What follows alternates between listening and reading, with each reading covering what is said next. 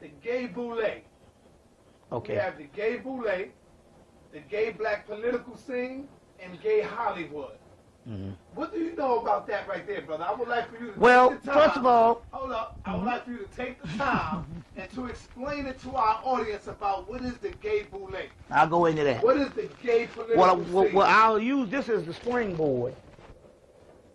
Two things going on here. Now, this guy here is undoubtedly gay.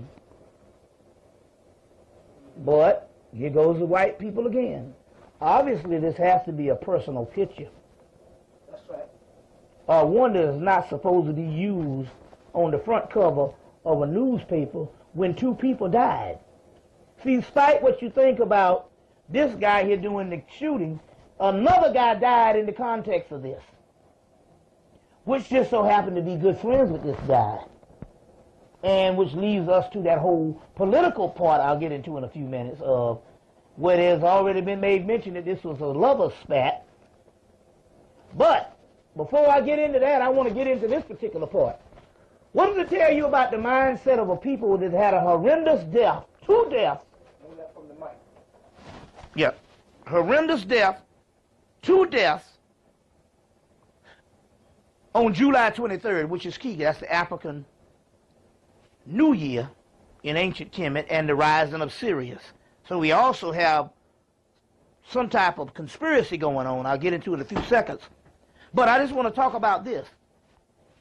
Why would they put this on the front page of the New York Daily News? You see? This picture of a man here, you know what I'm saying, sporting some butt crack and some damn plastic yellow pants on. Because, see, they not only just talking about him. They That's talking right. about the black man, period. When go. they do things like that. It's all a part of a propaganda of dehumanization. Right. Not dehumanizing the killer, but right. dehumanizing the black man and black people in general. That's right. You know what I'm saying? Now, another person died in the context of this, so why are you going to make mockery in a certain condescending way the next day? Now, first of all, it was a ritual that's going down, and this is nothing but MK Ultra, the Manchurian candidate, where they can just give a person a phone call and he go and shoot up the place and kill this other councilman, James Davis. you see, kill this other councilman, and his middle name is Boaz, which is a Masonic symbol in a Masonic genealogy of Boaz and a pillar, you see. And so they would do this, and they would put this type of thing on the newspaper, and the New York Daily World is supposed to be very serious, and they would put this type of thing on. This is not by mistake that they would do something like this, and and then they would show another picture of him, and this will let you know, okay, let's say it was one picture, we got this picture with his shirt off. Well, why is it that the next picture they show of him, he got his shirt off again? Which means they're trying to play on something that is going on. You see, his shirt is off again in this particular part, and he's all exposed. So this lets you know that they're trying to convey a certain thing, a certain image, and all. But you know, but it's not by mistake. Why didn't they put this one on the cover? It's a lot decent, but I'm just trying to say this type thing here is still a ritual to make mockery, and we don't get it. We don't get this particular part. You see what I'm saying? But this dehumanizes both people, because they are also insinuating that this was a lover spat. Also, and it very well could have been. But this is how they do things based on this. But it's also still going back. Now you got to understand that why did it happen on July 23rd, which is in case the African rising of Sirius, the star Sirius, and the African New Year for most of the ancient world, and the New Year for people in the ancient world, period. But not only that, remember, and I've been saying this since '98, that you must understand that whenever they do this during the summer solstice, it is for distraction. Whenever this happens during the summer solstice, it is always due to distraction. The Abner Louima thing happened during the summer solstice. This is always for a distraction when they would put this type of this aspect on. It's just like this Kobe Bryant thing we'll get into in a few minutes. It's nothing but distraction. Why did they sentence him during the summer solstice? Because they know that during the summer solstice, let me explain out there for the people who don't understand, that black people are closer to not only the star Sirius, but the cosmos, but the production of melanin is at a higher level during the summer months. It's a rebirth of the human spirit, period.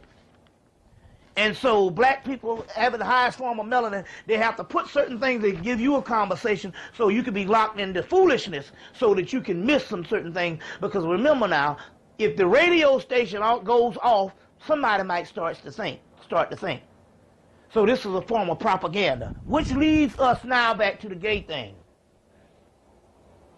We know now that the Boule, which is a black elite society, started by the Skull and Bones at Yale, and a black elite society, the Boule, which is the people who basically are chosen by the United States government or the Illuminati, let's put it that way, or the secret societies, to run the black neighborhood, whether it be Afrocentric consciousness, whether it be civil rights all-stars, whether it be Bible Belt gospel or whatever. They have infiltrated all forms of society. The Boule, Sigma Pi Phi fraternity, and basically Tom expound the black community and make sure that we are always at a deficit when it comes to getting ahead. We are marginalized when it comes to rising to our own aspect, because we always have this infiltration and this agent community that is not someone that's infiltrated amongst the grassroots, but the very heads of policymakers. So when you say the Boule is like the black elite? Yes. The black elites that tries to prevent black people from prospering. Exactly. Okay. Exactly. And whatever time that black whenever we do get some crumbs, it is always guided and controlled by the Europeans, and they make sure that we don't govern our own selves. You see, even when we think we're making a decision, the Boule and the government is behind that, because the first rule in the occult technology of power, which is the Illuminati handbook, is always be a part of all groups, fund everything. We fund the radical and the conservative. So even the most radical, a lot of times, have infiltration and can be backed by the same ruling powers, because they really don't care, because they're a secret society. So they even fund the radical. This is a form of mind control. So the Boule, but is the code and the key that will keep a people year after year since it's been established in the early 1900s, to keep these particular people in secrecy to the point that we only hear about them in the 90s. And they continue to do these things. That is because they go under the same level of the people who started them, which is the Skull and Bones, which is the same ritual, whereas you have to have sexual intercourse with the other man, and that is your secret. That is the thing of yours. The La Costa Nostra, when they say this thing of ours, is the word for La Costa Nostra, this thing of ours. Well, what is this thing of ours? You are sworn to secrecy because of a homosexual act. So this is why it's so ingrained and rooted on such a higher level, because I fuck you in the ass, and therefore I always have this on you. And so therefore our secret, you see, can always stand. Now remember now, this is not out with a gay homosexual ring, whereas you homosexual ring, whereas you gay and somebody screwed you and everybody, and you're out of the closet. There's no secrecy in that.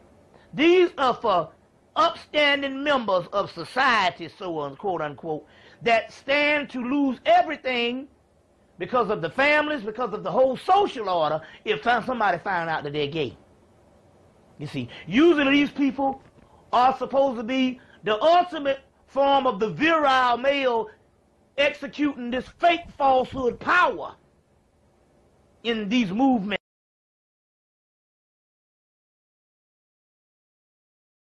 particular mindset of a person that is much more severe than what we. Because a lot of people, and I understand where you're coming from, where there's a lot of people saying, oh man, you know, we've been hearing all this black people talking shit about this white man. And man, why don't you give it up? But we must also take a part here when we give things up. What is the repercussions? The repercussions is they are killing each week 4,200 Africans die each week from AIDS. That's 600 a day. These are the estimates on July the 3rd. Right after, either during the time of George's visit to Africa. They say they're losing 600 South Africans a day. You see what I'm saying? To AIDS, that's 4,200 a week, and not a white South African is dying. See, they can front and say that these other African countries is coming down with AIDS, because there ain't hardly no white folks in some of those countries. But my point here is, you mean to tell me you got an AIDS epidemic that breaks out in the shanty towns, and yet no other white South Africans got it? So my point here is, we can never say that we need to close our eyes and say, hey, live and let live, because the white man is going to live and let die. Right. Now that means, so he's also announced that since 1989, they have lost 30 million Africans on the continent since 1989 to 1992. And they say they now have, 1989 to 2002, and they say they now have 35 million Africans HIV positive, infected. Why is it that the Africans on the continent don't see the white man conspiracy to kill them? Because when Bush went over there, they was, I mean, happy to meet him at the shores, man. It's just like when one of the sisters of Viva went, and they all dressed up in the Sunday go to meeting clothes, and she said, well, where are you going? This is in Ghana. They said, we're going to see the Messiah. And when she got there, she said, I want to see the Messiah too. I finally came to Africa. I'm going to get in on some spiritual stuff. And when she went to go see the Messiah, it was Bill Clinton. When he came. You see what I'm saying? So, we've got to look at some psychological ramifications. Now, I will say this particular part, and I think I mentioned it the last time. I got a chance to talk to. See, every now and then this enigma happens. And it's just like the African brother that's extremely conscious that comes around you. Brother Salam. Yeah, you very, very rarely you will have this. So every now and then the enigma happens. Yeah, he told me straight up, if he speak like this at his home, he said the African niggas will kill him. Yeah, and it's very rare that you get this and all, but it was interesting because it was two sisters that went to the AU Center, and they were from Ethiopia, which is really, if you want to talk about some dead people, I mean, they don't even speak to us on that particular level, but every now and then you get an enigma happen. These two sisters went to the AU Center in the 1990s from Ethiopia, and their father was African in America, and their mother was Ethiopia, but they spent part-time in Ethiopia, another part-time in West Africa, and then they later on went to college at the AU Center. And they made one particular aspect of the mindset of the African. And we were talking, she said, no, you got to understand this by, see, everything is based on your social mindset. Some things is a whole nother culture, and cultures think different. And she said, look, she said, no, she said, you got to understand this about the African. She said, because I was there, and I lived on both sides of the continents. They said that they never get out of the survival mode. You know what I'm saying? We have supermarkets and stuff, and although it's killing us with processed food and all that, we have convenience in this country that gives you enough time sometime to think on your own. But then when they get up sometime, these people, they have to, when you don't have processed food or stuff, you have to go to the marketplace and you have to get certain things just for a basic survival each day. So every day of their lives is a form of a survival mode based on the undeveloped aspect of Africa You see what I'm saying? That is not conducive to modern civilization, although we know ancient civilization, they had their stuff together. So therefore, when you talk about an undeveloped aspect, just the poverty level alone, yeah, finish talking. Just the poverty level alone, the undeveloped aspect of Africa, they never come beyond the survival mode. You understand what I'm saying? So their mind, so the social aspect of their mind don't ponder conspiracy. That's what the sister, she said, no, you don't understand. She said, first of all, it's all black. So the whole concept of black against white, the white is still, and although he's a colonist, he's still seen as the visitor. So the whole concept of a conspiracy is different because you're talking about a people that's on such a survival mode until there's a certain amount of humility, not necessarily based on whether they're non-arrogant or not, but I'm talking about as far as a humble origin to the concept of this world brutal imperialistic machine doesn't even register in the mind. You see what I'm saying? So therefore, they see this breakout and stuff. And, you know, remember now, they're not even privy to a certain amount of information. Let me give you an example. One brother, they took the book, The Egypt Revisited by Ivan Van Sertima, over to Africa in the mid-1990s. They took it to Kenya. And what they did, they had one book, and they had almost 100 people that wanted to read that one book. So what they did is they took the book and split it in half and gave, let's say if it was 10 or 15 chapters, they gave 15 people a chapter and had them to memorize it. And each person would come in and teach that chapter orally to these 100 people. You see what I'm saying? To these particular 100 people or whatever they had in this group. And teach it orally and break it out into a classroom compared to everybody getting a book and being privy to information. So like Dr. John Hemmitt Clark said, the colonization of knowledge. You see what I'm saying? On that, and it's not far-fetched than if you go to Alabama. Now, yes, they understood racism in the segregation of Jim Crow form.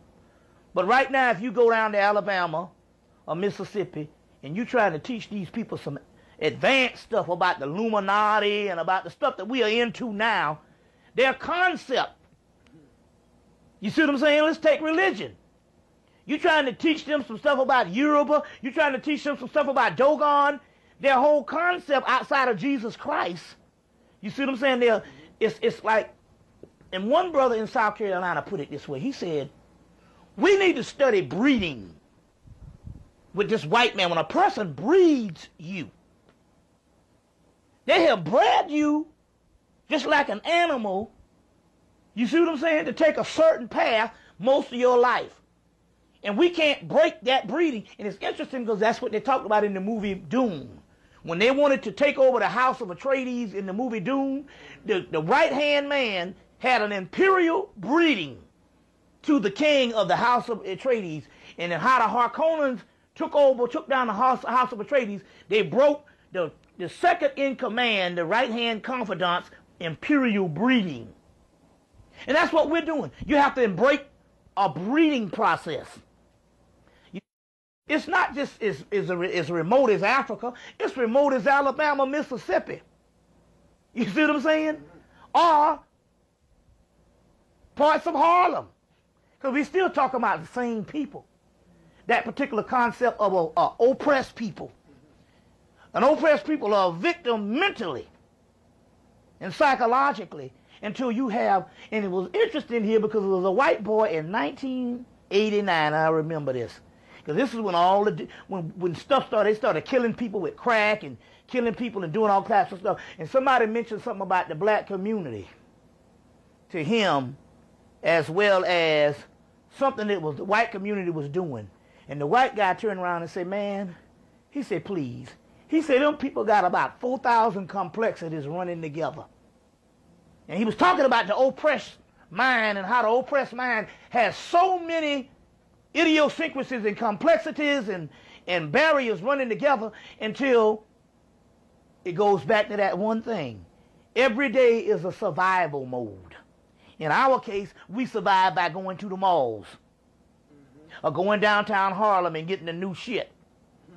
25th Street, getting the new stuff on the side, but it's still a form of survival. Ours just happened to be within the realm of capitalism and consumerism. Theirs happened to be in the realm of just the basic level of food and water. You know what I'm saying? So something about a mentality when a person has to walk 2 miles just to get some damn water.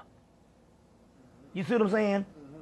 So so I think that's to be fair on how you can say, well, how can the people not see this? Not see this.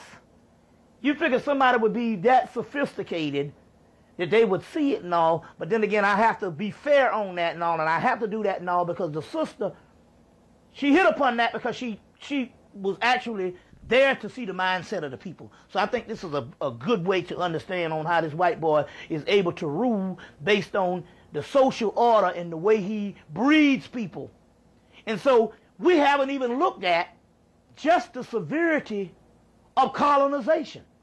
The last 30 years, we have been dealing with the severity of American slavery and what it has done to us. And we are the people that chronicled it and chronicled it and cataloged it because we are in the land that basically of this privy to knowledge and libraries. But here's some stuff that we really hadn't done a real in-depth psychological analysis on colonization and what mindset that it has done to destroy the African mind, and clearly this is a product of colonization when they got thousands of African women in Ghana running down in their Sunday go-to-meeting clothes, some stuff that we used to wear in the 1930s, with the big hats and all that stuff, and the little pocketbooks and the white gloves, and they was running down to see the Messiah, who was Bill Clinton. You know what I'm saying? They kind of was used to it this time, but the last time you should have saw him, they was trying to pull the flesh off his hands. You know what I'm saying? So that's the severity of the colonization that the British put there in that type of environment. And so as a result, they're killing them every day with AIDS, and no one is standing up saying, look, this is genocide. And then you got your Negro leaders over here who is a part of a secret society. This thing is going beyond that. They can't talk because they took an oath of homosexuality that binds them together. We'll get into that in a few minutes. So this is some interesting stuff. Yeah, that's peace, man. Let me ask you this. Black power. Is having power evil, man? The reason I ask you that is because I'm out there on the street every day, and when I say black power, it's like our people don't want power, man. We have been conditioned to accept the powers that we under right now. To me, black power don't mean just going to get a gun and killing the It's Stockholm syndrome, where the person identifies only and falls in love with the what is called a pedagogy of the oppressed. How important it is for us to have black power? Okay. Let me say that. Well, let me give you the response to what you were saying. In the Stockholm syndrome, the kidnapper falls in love with the kidnapped and takes on the views.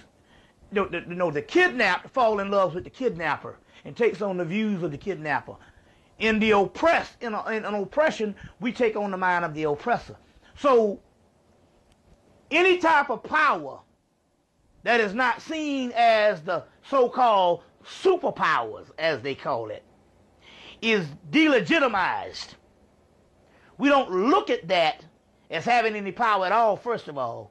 And we look at it as some type of clandestine, bogus, you see what I'm saying, type of way, to the level that is almost disrespectful for us to even consider any other power other than the powers that be.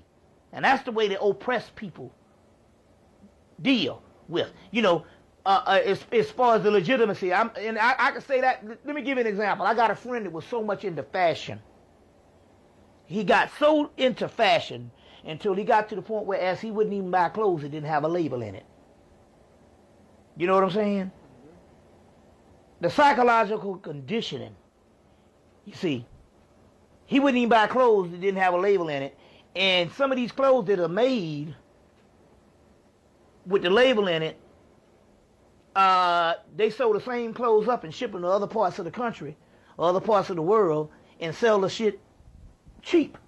But and they put a label in it for Calvin Klein or whatever, because it's going to be exclusively here in America. And it's the same sweatshops and all the other stuff, or the same cheap shit you get down on another part of right another part of New York City, and it's made in the same factory. I had an aunt that worked in a mayonnaise factory when she was in college. Every summer she'd work in this mayonnaise factory in North Carolina. And she said they made mayonnaise for Hellman's, Kraft, and all of the major companies, and then they made the generic brands for all of the supermarkets. You got the, Pathmark has a brand. Down south you have Kroger. And it was all made in the same factory. They would put a little lemon or something in the Hellman's or the Kraft, but it was still made in the same factory. But because it has that name, that image, that archetype, the other stuff was a lesser repertoire in the mind of the people. All that was made in the same factory. You know what I'm saying? They was complaining one year when the Jordache jeans was out. It's all relative. Remember they had the Jordache jeans in the early 80s, and they had the bootleg jeans on the street, and the Sassoons and the Jordache, and they had the bootleg Sassoons and Jordache. Well, they did a report. They said, well, how the hell you get bootleg Jordache jeans? They said, oh, what happens is we make the Jordache jeans in the daytime, and at nighttime, some people sneak back in the factory and press and basically make Jordache jeans in the same factory and send them to the bootleg part of the world. And the guy said, wait a minute, hold on, how they bootleg? They made in the same factory, same material and all, but one is made at night illegally and one is made in the daytime. And you got people buying the same stuff for $20 cheaper. And you mean to tell me it's different in quality? And I always remember, this was like 1980 when they had a special on this thing. Well, it's the same thing when it comes to us and power. You see what I'm saying? All the power that the white man got had to start, whether it be evil or whatever, it had to still start from an initial state where some people had to sit down and strategize and we're going to take over something. You see what I'm saying? But the concept here, what you're saying here is, as far as black power, that is, here goes again, the white man is set the criteria of what is supposed to be power. You know, some people say, no, he has guns and he has bombs. No, he has mind control, because the people behind those guns and bombs is us. And how did he get us behind the guns and bombs? You see what I'm saying? He got us that way through American patriotic mind control. So here goes again. For me sitting up in here talking pro-black, why is mine delegitimized when there's the same doggone white boy, in order for him to put a gun in our hand and let us go to all the other countries and kill other people look like us? He had to start with the same basic premise of making you proud of something and psychologically making you a zombie. You see what I'm saying? So we still talking about, so when you talk about the basis of power, the basis of power always start with ideals. Before, when you get to the military aspect of it, you're on the last leg of it. But each one of those people, in order for them to go to Iraq, they had to be drilled psychologically that this is something that's very important. But as you know now, in Iraq, the morale is low, and these people are starting to question what's going on, and that's why they had to give you these two pictures in this thing, in here, of these two dead people, the Saddam Hussein's sons, which is basically, here goes again, two people laying down with beards and all this type of stuff, mind control. We don't bit more know that these are the same two people in anything. You know, but because the people see this and they see these pictures, you see what I'm saying, imposed upon them, And because the government already done said this is who it is, they will basically take this. You see what I'm saying? They will basically take this. You know, now it's interesting here because the day they so-called say they kill these people, they asked the people in Iraq what did they think, and they all said, we don't bit more believe that in anything. Why? Because they are not privy to, or they are not subject to the daily grind of disinformation and propaganda that is given to the American public. So going back again, we're talking about a people even when they are bogus in their power and really don't have power at all. They're able to capture the respect in the minds of the oppressed people. You see what I'm saying? Even when they're weak. Like, give you an example. They talk about the Roman government. The Roman government did one thing in its history. They killed people. That's the main thing that Rome is credited for, is they killed thousands of people in the ancient world. So much until it grew this legend, you don't go up against the Roman Empire. And the Roman Empire fell weak and was weak for 100 years before anybody went up against it because of the legend. And it was a group of people called the German Vandals. You get the word vandalized from. The German Vandals, who were illiterate, so they didn't know the legend, went up in there and kicked Rome's ass. You see? Kick their ass. Well, it's the same concept when it comes to this particular black power. It's all about criteria and what we have been given in this mind control game where we delegitimize everything that is not coming from European thought, which is the key now. Because since 2000, they said now, based on the world, when they talk about the World Wide Web and globalization, they're talking about the globalization and making supreme European thought. So they're also saying if you don't think like a European now, you're somewhat not human. So European thought is now become the criteria for human thought. And the people who don't think like Europeans are somewhat not human. Let me give you an example. On July the 3rd, I don't know if it was July the 3rd, it was, I put it this way, it was the second day that Bush was in Africa.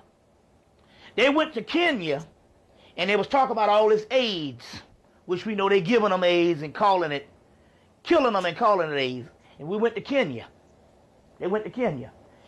And here it goes again to show you the criteria. They had a black woman dying in the bed. On ABC National News, they showed this on prime time. Hell, this is before prime time. This is fucking 7 o'clock. Prime time is from 8 to 10 o'clock. This is even before prime time.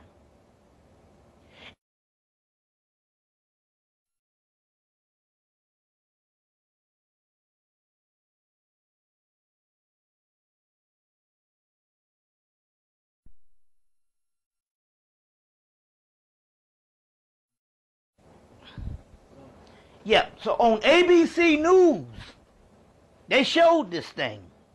They had a black woman laying in the bed in Kenya, not in the bush, dying with AIDS. And because the place she was dying, they just taking people and warehousing them. She's too sick to close up her top, and her breast is all exposed, nipples and all. And ABC News, she got a tube in her mouth. She's dying of AIDS, and ABC News is showing this woman on her deathbed dying with AIDS with her breast exposed on prime time. They wouldn't dare go to Croatia, Czechoslovakia, or wherever white people live in subhuman conditions based on war or whatever, and show a white woman with her breasts out on primetime TV. But we can do this because they're Africans, they're not even human, and we have years of National Geographic exploiting this stuff. You see, so it's the same. We can do this because we have dogs have breasts and animals have titties, and orangutan and monkeys. So therefore, it's all right to show a black woman's breast on primetime TV because they're somewhat not human. Now, don't get me wrong. ABC News knew what they were doing. This wasn't live and they just happened to catch a shot. This was all edited. They did it on purpose. You see what I'm saying? Not because they're thinking we are non-human. It's because they're trying to monitor us and see where our mindset is and why don't anybody complain about it. You see? And they're setting the criteria. So here's another example of what you're talking about here. They set the criteria. They set the litmus test. You see what I'm saying? Because they have colonized the standard of thought. They have now colonized the standard of thought. You see what I'm saying? So it's just like you saying they got an ancestral African day on Coney Island, and they got white drummers out there. You know what I'm saying? They got white drummers out there. Well, it's no different. You go to a Native American powwow, and half the people jumping around is white people with feathers in their hair. When we know that most Native Americans was Eeyah's color at the turn of the century. You see what I'm saying? Now all of a sudden, they're looking like John Wayne. So it's the same concept here. It's the same concept here. So we're talking about white supremacy is in control. No doubt about it. Okay, let me ask you this then. The gay Boule. Okay. We have the gay Boule, the gay black political scene, and gay Hollywood. Mm-hmm. What do you know about that right there, brother? I would like for you to take the time. First of all... Hold up. I would like for you to take the time and to explain it to our audience about what is the gay Boule. I'll go into that. What is the gay political scene? Well, I'll use this as the springboard. Two things going on here. Now, this guy here is undoubtedly gay. But here goes the white people again. Obviously, this has to be a personal picture. That's right. Or one that is not supposed to be used on the front cover of a newspaper when two people died. See, despite what you think about this guy here doing the shooting, another guy died in the context of this, which just so happened to be good friends with this guy. And which leaves us to that whole political part I'll get into in a few minutes of where there's already been made mention that this was a lover spat. But before I get into that, I want to get into this particular part. What does it tell you about the mindset of a people that had a horrendous death, two deaths? Hold that from the mic. Yeah, horrendous death, two deaths on July 23rd, which is key. That's the African New Year in ancient Kemet and the rising of Sirius. So we also have some type of conspiracy going on. I'll get into it in a few seconds. But I just want to talk about this. Why would they put this on the front page of the New York Daily News?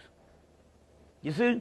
This picture of a man here, you know what I'm saying, sporting some butt crack and some damn plastic yellow pants on. Because, see, they not only just talking about him.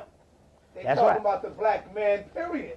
There you when go. they do things like that. It's all a part of a propaganda of dehumanization. Right. Not dehumanizing the killer, but right. dehumanizing the black man and black people in general. That's right. You know what I'm saying? Mm-hmm. Now, another person died in the context of this, so why are you going to make mockery in a certain condescending way the next day? Now, first of all, it was a ritual that's going down, and this is nothing but MK Ultra, the Manchurian candidate, where they can just give a person a phone call and he go and shoot up the place and kill this other congressman, councilman. James Davis. You see, kill this other councilman, and his middle name is Boaz, which is a Masonic symbol, and a Masonic genealogy of Boaz, and a pillar. You see, and so they would do this. And they would put this type of thing on the newspaper. And the New York Daily World is supposed to be very serious. And they would put this type of thing on. This is not by mistake that they would do something like this. And And then they would show another picture of him another picture of him, and this will let you know, okay, let's say it was one picture, we got this picture with his shirt off. Well, why is it that the next picture they show of him, he got his shirt off again? Which means they're trying to play on something that is going on. You see, his shirt is off again in this particular part, and he's all exposed. So this lets you know that they're trying to convey a certain thing, a certain image, and all. But you know, but it's not by mistake. Why didn't they put this one on the cover? It's a lot decent, but I'm just trying to say this type thing here is still a ritual to make mockery, and we don't get it. We don't get this particular part. You see what I'm saying? But this dehumanizes both people, because they are also insinuating that this was a lover spat. Also, and it very well could have been. But this is how they do things based on this. But it's also still going back. Now you got to understand that why did it happen on July 23rd? Which is in case the African rising of Sirius, the star Sirius, and the African New Year for most of the ancient world, and the New Year for people in the ancient world, period. But not only that, remember, and I've been saying this since 98, that you must understand that whenever they do this during the summer solstice, it is for distraction.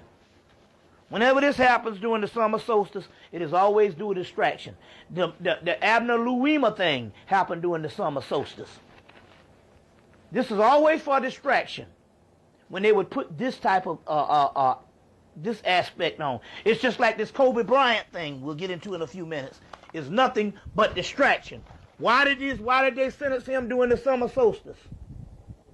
Because they know that during the summer solstice, let me explain out there for the people who don't understand, that black people are closer to not only the star Sirius, but the cosmos, but the production of melanin is at a higher level during the summer months.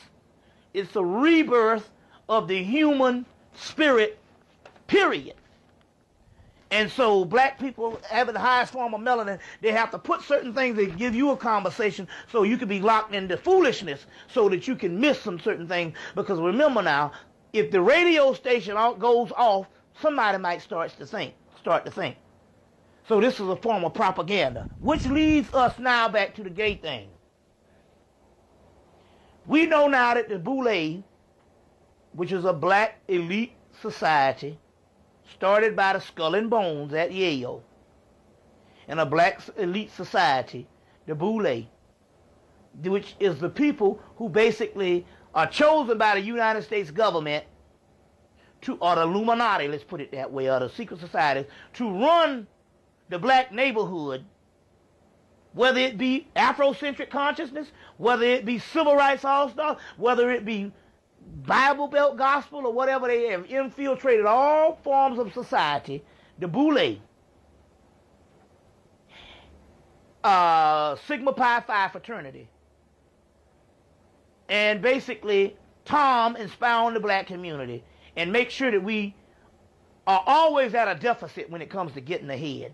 We are marginalized when it comes to rising to our own aspect, because we always have this infiltration and this agent community that is not someone that's infiltrated amongst the grassroots, but the very heads of policymakers. So when you say the Boule is like the black elite?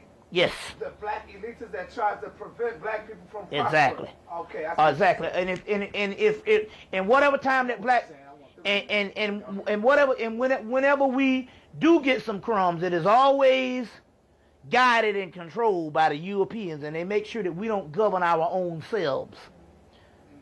You see, even when we think we're making a decision, the Boule and the government is behind that, because the first rule in the occult technology of power, which is the Illuminati handbook, is always be a part of all groups, fund everything. We fund the radical and the conservative.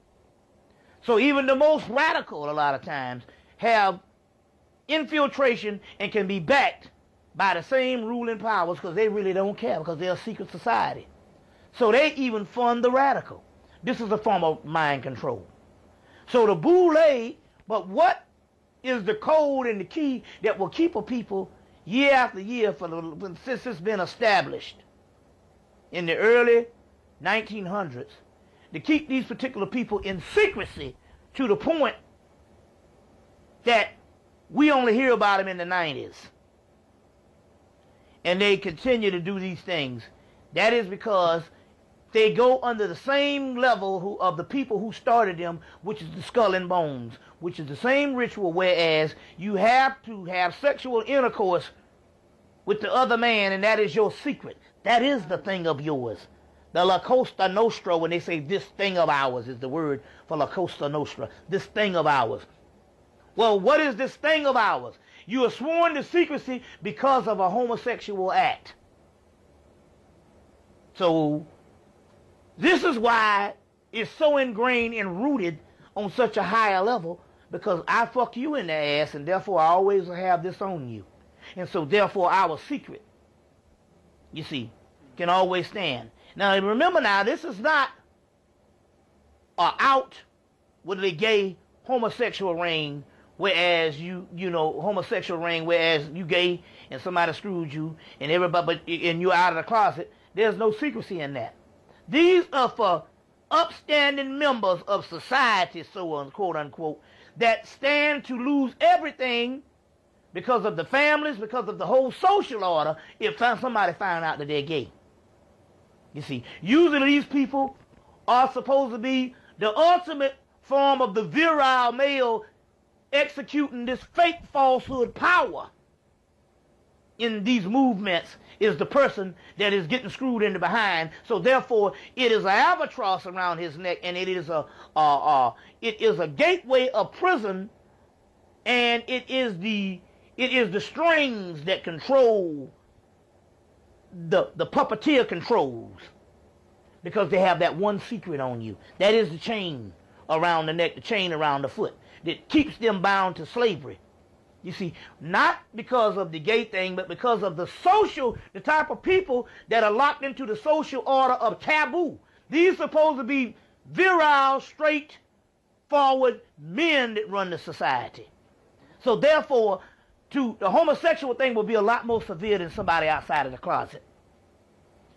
So this is something that is even greater, and they make sure that in order to come a part of that society, you got to go through the rites and passages and the oath, and this oath is Dookie Love, or the Hershey Highway. You see what I'm saying? Mm-hmm. Now this thing goes beyond that. In 1986, I came to Atlanta. I went to Clark College at that time, before it was Clark Atlanta University. They have at the schools, there's 5 schools there, but they all take classes. At that time when I was there, they all take classes at different parts of the AU Center. So the people from Clark will go, I'll take a class at Spelman, or you could take a class at Morehouse, and it was, and so it's an intermixture of classes you can take all over their different schools. So it works like the regular white university, although the white man won't let them come together as one university. They got to be separate schools.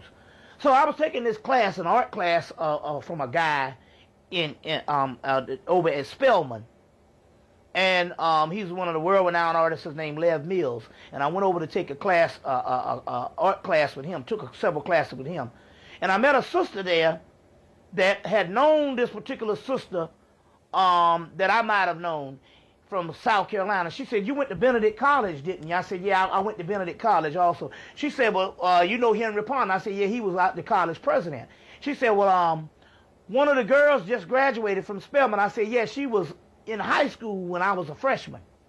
And I remember she later on went on to Atlanta. She said, "Well, she just graduated." And I said, "Yeah, because this was years after it was a couple of years from, about 2 years after me leaving Benedict." And she said, "Well, she just graduated." And she said, that there's a meeting that goes on in Atlanta every year. And the big-time dignitaries, college presidents, corporate CEOs, all of the great people that you would think of that has made it in this society that's exclusive, that the ones that the government approved, the ones that you see on all these TV shows and different things like that. She said it's bank presidents, any kind of top-notch Negro, they say that these people, they fly into Atlanta, men, and they have this great day in Atlanta every weekend, every year, a great day annually, and they fly in and they fuck each other. You see, so this thing is going even beyond the Boule. It's a, you know, although a lot of these members and a lot of this stuff was chartered by the Boule, there's all these people, and they go in and they fuck each other. These great so-called powerful black men. And so we're talking about an elite society, not just even in the secret society of the Boule, but your political society. Are you talking about the gay Boule or the gay black political scene? We talk about the gay Boule, okay, which would be the catalyst. The gay black political scene. You see what I'm saying? Whereas some of your congressmen is gay, like John Lewis. You know, he's there. He's always pleading our case, always hugging up white people. He's gay. You see what I'm saying? You know, so we got these types of things that's going on. Like, take, for instance, you have Morehouse College down there. Now, let me show you what goes on in Morehouse College. They recruit thousands of young black males from all across the country. That's gay. And they come there as freshmen, and they will get an advisor, some type of mentor, which is a person that is a professor or a person that works in administration of the college, and they will be that particular person's mentor for a year or so. And this person comes, and he gets this older person. It's like that Greek thing. You know, they have these older men that come with the young boys, and they will get with these young freshmen, and they basically would initiate them into a cultural homosexual society. And they have these older mentors, and they get these young guys, and it's an entire gay system that goes in Morehouse College. Not saying that every guy goes there that's gay, but it's a gay system within the college that's sanctioned by the college, and they induct these particular people into an elite society of gay Ronese, as a new race to put it. And this elite society will be world rulers with their postgraduate secret society, the Boule, but it goes even further than that. Now, on the regular college campuses, you have your regular fraternities, Kappas, Qs, Sigma Phi Phi, Zeta Phi Beta, and the sororities Delta and AKA. That's your regular college campuses. Well, on Morehouse College, which is an all-male college, they have an underground secret society called Deltas and AKAs, which is a woman's fraternity, a woman's sorority on the other college campuses. There's an underground sorority for men at Morehouse College called the Deltas and the AKAs. It's an unofficial sorority that they, as undergraduates, join, and it's secret. So the Deltas and the AKAs is one of your top fraternities for black women on co-ed campuses and all women colleges. In Morehouse, which is an all-male college, they have a sorority of Delta and AKAs that's unofficial. It's not connected with the AKA sorority, but it's their own little secret sorority where they have the Deltas and the AKAs right there at Morehouse College.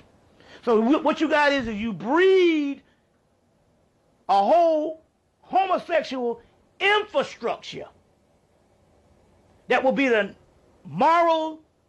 tomorrow's black leaders that the government can also step to, and they can be vulnerable because this thing of ours, based on my social aspect, I can't reveal to the public.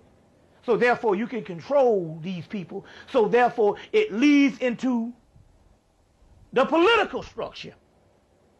Now this also leads into the political structure. Now in everyday life, this is a cell that branches out to everyday life. Before I get to Hollywood, I'll get to the part that's everyday life based on what goes on in America. In America, the black guy that's writing a book on it is called the down low male.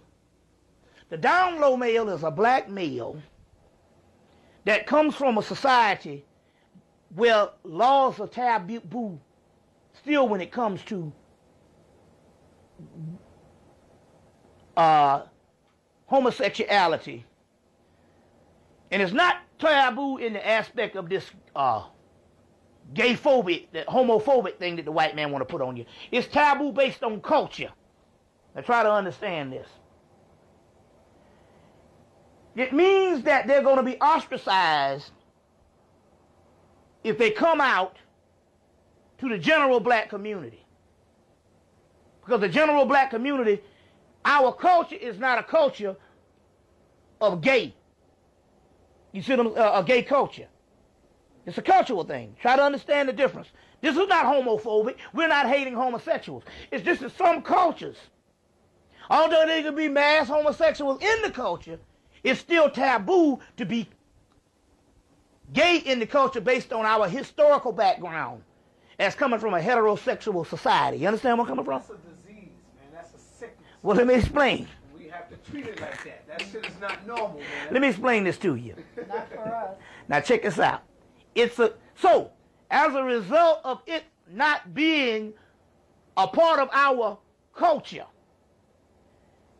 you still have black men that don't have the choice to come out of the closet, because this means that they would have to step outside of our culture, which that is still taboo. Despite we know different gay people, it's still taboo compared to where it's readily accepted in white communities now. You don't say nothing about a white faggot. That's right. You see what I'm saying? Or your ass is in a sling. You see what I'm saying? So, here you have these black men. Now we're not talking about the gay Hollywood now. We're not talking about gay political and the Boule. We're talking about individuals, and this is real big. It's called a down low male. Let's get to gay and hip hop as well. Okay, we'll deal with that too. Okay. It's called a down low male. Mm-hmm. We'll deal with that with the Hollywood thing. Yeah. And the down low male is a person based on taboos. He himself does not consider himself a homosexual. Although he may go and engage in homosexual acts, he's saying that's just a sex act. It's like a role-playing game. You see what I'm saying? It's like, I'm not a homosexual. So this is a form of a sex act. It's a different. He's not a part of the homosexual lifestyle, as he says, but every now and then he will go and engage in a homosexual act. And in their mind, psychologically, they're not homosexuals because of the culture they come from. So although they will be married and will have girlfriends and have children, every now and then they will go and get fucked up their ass. That doesn't make them a homosexual. It was more of an experimentation or more of an art form that they can take on and get out of and don't have to be a homosexual. This is all a psychological phenomenon. And it's called a down low male. As a matter of fact, there's a guy that is writing a whole book on this thing called On the Down Low. And I know in 2001, he was supposed to be finishing up this book, but I don't know. I haven't heard anything on it.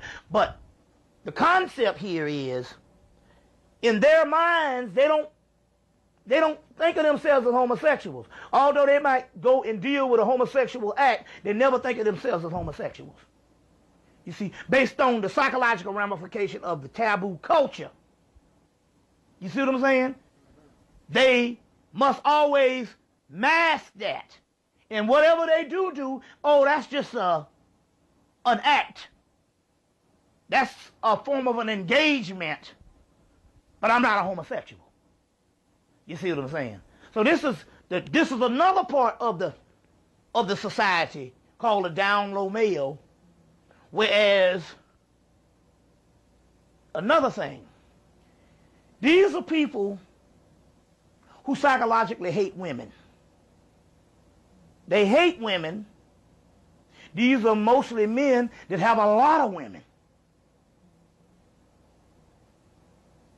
And the reason why they can get a lot of women is because of the psychological aspect of a lot of black women that have been trained that the only person that they truly like is a person that treats them a certain aloof and with a certain heavy hand, aloofness, and a certain disrespect in a way, because they have been trained in this society that kindness is a level of weakness. You see, and most young black girls will tell you, and most older black women will tell you, when I'm young, oh, I don't want no fucking nice man. I despise a nice man. That's right. Because that's looked on as weakness. So this whole hard thing, being hard, you see what I'm saying, is looked on. So they're looking at a physical aspect of strength and mistaking that as being strength. And when a person is kind to them, they mistake that as being soft and weak. And it is only when they get in their mid-40s and in their 50s then they realize, I can't really put up with a fucking damn person that's not nice now. But too often it's a little too fucking late. You see what I'm saying? Because not because their bodies are falling apart. It's just that the gap of available men are not out there anymore when it comes to males, because they're either dead, can't function, you see what I'm saying, or socially married, or gay. So, but it's often too late. But the young girls, they want a hard nigga. Now this don't have nothing to even do with the hip hop culture, because this has been going on for years, of what we think. So therefore, the down low male could be the one that don't really give a fuck about them. He could be the one that can succeed with multiple women. You see what I'm saying? And be misconstrued as being very masculine and hard. And they have a hatred for women. But the society say, I have a hatred for women, but my social persona, I wouldn't dare be caught with a man. At least not openly. You see what I'm saying? So this is a part of a down low male. Of a down low male and stuff. Okay, but now, in our so-called community, you have a lot of young women now, 14, 12 years old, coming up gay, brother. What's up with that? Is that genetic? Is it okay, now let me explain that to you. And you know how you can tell if they're gay or not? They wear their colors. They have rainbow colors, and they coming out now, the closet like it's all right. I'm gonna say something, and I'm gonna come to the defense of two things. Because there's two aspects. The woman situation is a little bit different, because a man has to actually engage in sodomy to carry out his act. You see what I'm saying? In this case, because the woman basically is dealing, the first level is oral sex. You got two phenomenons. This is very interesting stuff that we talk about here, because we all need to put this stuff on the table. So, that's right. We're not being disrespectful. We're saying that we're dealing with sociology here. If we don't deal with the sociology of our people, nobody else does. So it's left up to people to come in and deal with the sociology, for people to just try to understand what the society is actually going on. It's a case study. Okay. Now, dealing with the women, because the male has to engage in sodomy, there's two phenomena that is going on, and it's being very prevalent. But I must come to the defense of this what's going on, because it's much more open. To understand this on the social aspect, you got two aspects that's going on.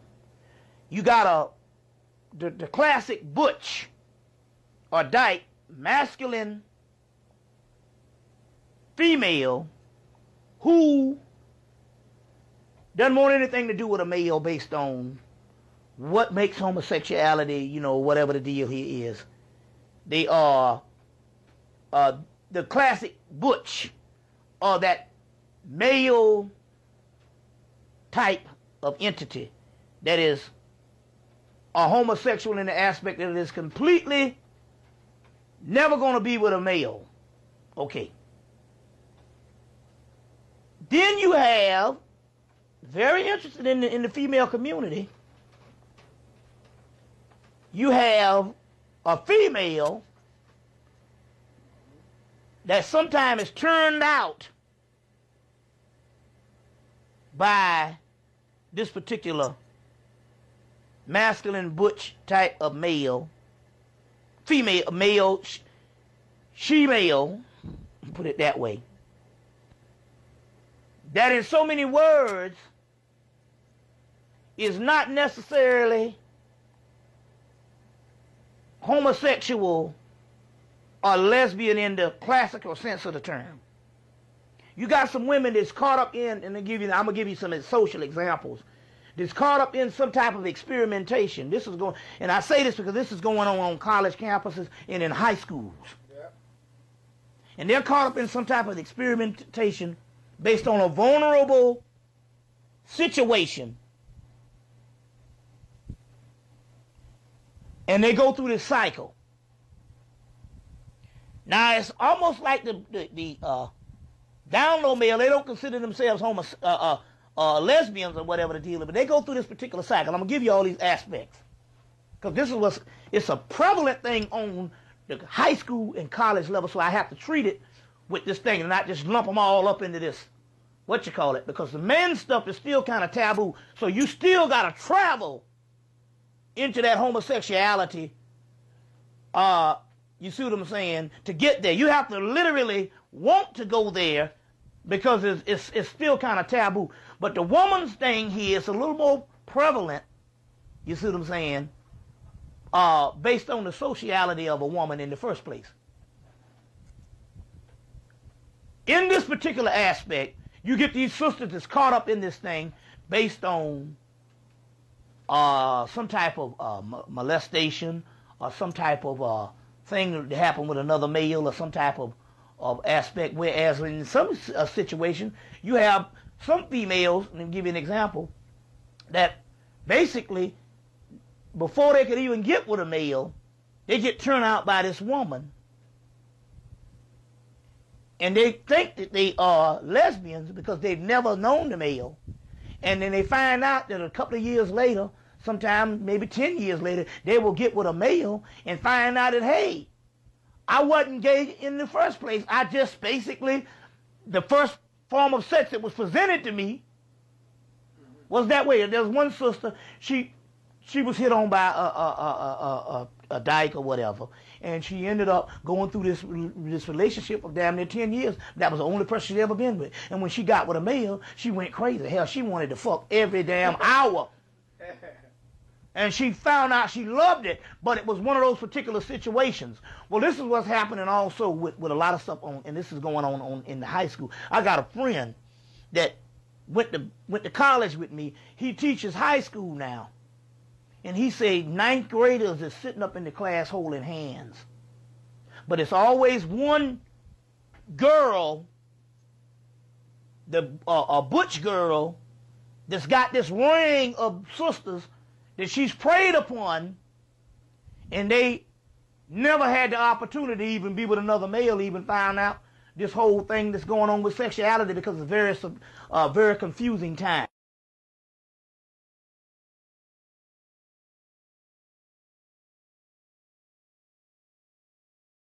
Opportunity to even be with another male, even find out this whole thing that's going on with sexuality, because it's very confusing times. So you have that type of thing that's going on, and I have to put that out there, that some of these sisters, they're not even gay. They have been caught up in a certain thing, and not only that, they've been caught up in a certain thing that is happening based on some type of psychological breakdown, a broken heart, or something that's traumatic when it comes to a male. And this other female is dealing with this, and they go to this other female as a form of therapy. This is very interesting here.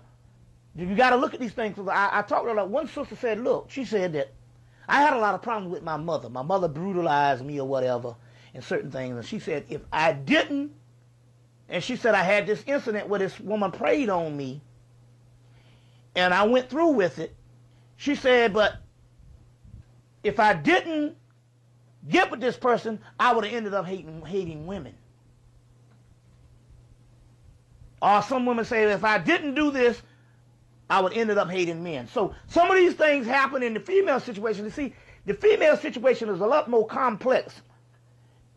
You see what I'm saying? And in the male perspective, we have to look at these things and try to treat it with a little more delicacy, for the simple fact I'm a man that's trying to give a perspective on a female, and come to find out there's a whole nother dimension in the way she thinks, and I don't want to. And so you have to go and you have to take this case study and find out what is behind the minds of some of the sisters. And they say it was a form of therapy, and this experimentation was the only therapy that I had at this particular time. Now, sometimes the butch woman preys on that and stuff like that. So that's just one particular area what's going on, and why it's real prevalent in the black community, mainly for one thing. Number one, you got brothers locked up in prison in the masses.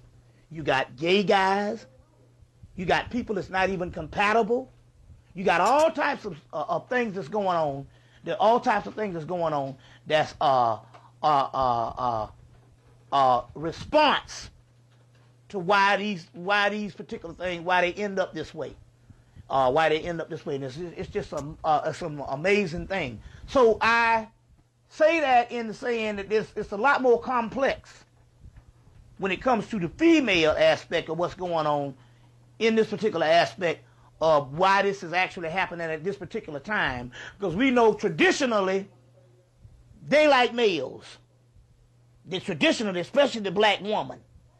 And so what we're talking about here is the different pathologies that actually goes on in our society after years and years of being in the hells of North America and being subjects of civilizations that's not necessarily carved out to be our own. And these are some things that's actually going on when it comes to a lot of these particular women. These women are in refuge. And as a result of being in refuge from some particular traumatic situation, and sometimes even being a traumatic situation when it comes to men, they are preyed upon in certain relationships, and they deal with those particular relationships like that and all. But then again, you also have the classic lesbian thing where they just don't like they don't like males. But there's two sides to this particular story. You know, somebody gonna say, well, why is it's gonna be treated for care with a woman and not a man when it comes to him, and him being the down low male? I still say, to me personally, he's in a masculine society, it's still shrouded in secrecy, especially when it comes to black males. You know, which leads us to the next aspect of this, and that's Hollywood. And that's Hollywood. To give you an example, they were saying certain things as, well, I'll give you the classic white example on what happened. I did a lecture in Milwaukee, and there's a brother. He has a black conscious cable show, and his name is Frank James, and he has a cable show called Being Frank with Frank James, and he come on and he just talk all the shit about black people moving all out in the white community and stuff, and white people call in like, man, brother, you right, you know, how y'all gonna ever build anything for yourself if all your best of your people living out with us? So he comes on and he said, so he was telling me this story about after he got out of college, he went out to Hollywood, and this was in the early 90s. He went out to Hollywood to pursue an acting career. And they say when he got out there, you know, he was about 6'2". And when he got out there, obviously he had the build, the image that people wanted. So he said he got in commercials. He got in extras in the movies. He even got some speaking parts. And they said that's not heard of when you got people out there that's be out there for years trying to get commercials, speaking parts. He said he was out there in a matter of weeks. He was pulling down all this stuff. Then he said he got certain movie roles offered to him. Unbelievable of a person who's going out there and in 2 months he's doing commercials, speaking parts, plays, cameo appearances in plays, and then the movie roles get somebody want him to do something in a matter of a month. And he said he called home and said, man, this thing is easier than what I thought. I don't understand why people are tripping. And then he said right after that he got the call. And the call was like, a such and such producer want to see you. And then he went to this producer, and it was an old white Jew man wanting this guy to fuck him. Wanting this guy Frank to fuck him. And he said, well, he said he walked out, got on a plane, and went back to Milwaukee. And never and walked out and never went back. So he was saying, I know how the game is. And I can believe that. What was the first movie that Will Smith came out with? Yeah, the first one he came out with was the Whoopi Goldberg movie, but the one right after that was 6 Degrees of Separation, which they say he sought after the role. Now this is one of the keys. But we can go even further than that. Come to find out, one of the biggest gay motherfuckers in Hollywood is Quincy Jones. And Quincy Jones don't play this. You got to fuck him to get where you're going. And Tupac called his card before he passed on, before he died. You know that, right? And Tupac had a big fallout. Right. And you know, Quincy was like, yo, brother, don't come at me like this. Don't do this to me like this. Right. Tupac was liking his daughter. Right, yep. So him and Tupac had a fallout because of that. Tupac exposed them. Yeah, well, see, Quincy Jones, you got to Quincy Jones, you got to screw him.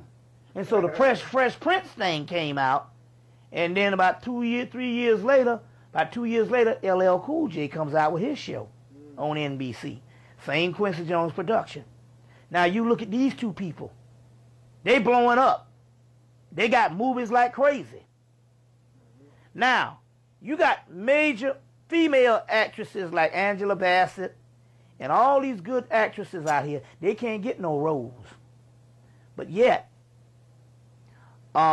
this year alone, Queen Latifah is blowing up. Now, isn't it interesting now that she's blowing up off the hook? She did that little thing with Steve Martin acting like a buffoon. Oh, yeah, man. Did you see that? No, I didn't see it, but I heard it. The woman, the black feminist perspective, I saw enough of it. I had a bad copy of it, and I saw enough of it on the thing and all to know that I didn't want to see no more. And then she was in Chicago, which won all Academy Awards. The movie Chicago, which was the play, which they had other actresses that played in the play, Jasmine Guy, and a couple other people. When they got ready to cast the movie, they get Queen Latifah. But Queen Latifah will fuck anything because she's lesbian. And I'm not saying that she was right on. Well, she did the movie Set It Off, but right after Set It Off, she was on Saturday Night Live in a bar in the movie, on the TV show Saturday Night Live, and she got up and tongued this other black girl down on the TV show. So now all of a sudden she blowing up. Which asked this question in because they celebrated two people on the Essence Award. They celebrated Queen Latifah. Queen Latifah got an ounce of talent. She sounds like the same rapper in every damn role she does, even if it's a 1930 period piece, compared to Angela Bassett. And she's blowing up, so the Essence Award both celebrated her and Mary J. Blige. And you know the whole thing with Mary J. Blige. You see, so I'm trying to say here this again. This thing here goes beyond that, the Hollywood thing. Now, and just about everybody, I mean, Wesley Snipes had to go do the gay movie, To Wong Fu. You see what I'm saying? Had to go do the gay movie. He was dressed up like a girl, man. Chris Tucker. The whole movie. Yep, Chris Tucker had to wear the dress in Fifth Element, his second movie. Had to wear the dress in Fifth Element. What's the name put on a dress? He finally made it to the dress in Wild Wild West. Will Smith. Yes. But 300, that's the name of that movie? 300? Yeah, I mean, he did the gay thing, 300 degrees of separation. But see, I didn't see that movie. But that was a true story about a guy. So he could say, well, it was just a theatrical true story. Although he sought out the role. But he put on the dress in Wild Wild West. I heard a white boy was on top of him. Yeah. Ving Rhames put on. I didn't see that movie. Yeah, oh, he's in the movie, and the white boy's on top of him, and he's screaming, and the white boys, and the woman go around, and the white boy's pumping Will Smith, and he hollering like a bitch. Ving Rhames And all the Ving Rhames came to stardom. He's been in movies, about 2 or 3 movies, but his stardom came with Pulp Fiction when he got fucked in the ass in Pulp Fiction. Then he later on did another movie recently with Alfred Woodard where he's a big time drag queen. You see what I'm saying? Now let's go on. You know, Denzel is our man, but remember now, Denzel had to get shot in the ass to get the Academy Award for Training Day. People don't know they shot him in his ass in Training Day. In the movie Training Day, he got shot in his ass. Right. You see what I'm saying? Ain't no other white major Hollywood star ever got shot in their ass. So he out of the loop on the homosexual thing, but he got shot in his ass to do that. Now it's interesting here about your girl. Angela Bassett was offered the role for Monsters Ball and turned it down. Yeah, that's right. And that's the one that they gave Halle Berry the Academy Award for.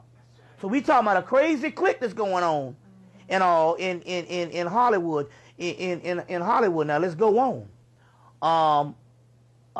Like I said, your boy Jamie Foxx playing in Ali with Will Smith and all. But what'd he do? He comes on an HBO special talking about how he fucked the shit out of Prince. Yeah. Yeah. Talking about he was gay for a few seconds, then he said, nah, fuck that, I fucked the shit out of his little ass. See what I'm saying? How he'll fuck the shit out of Prince. You see? That kind of thing. You see? So,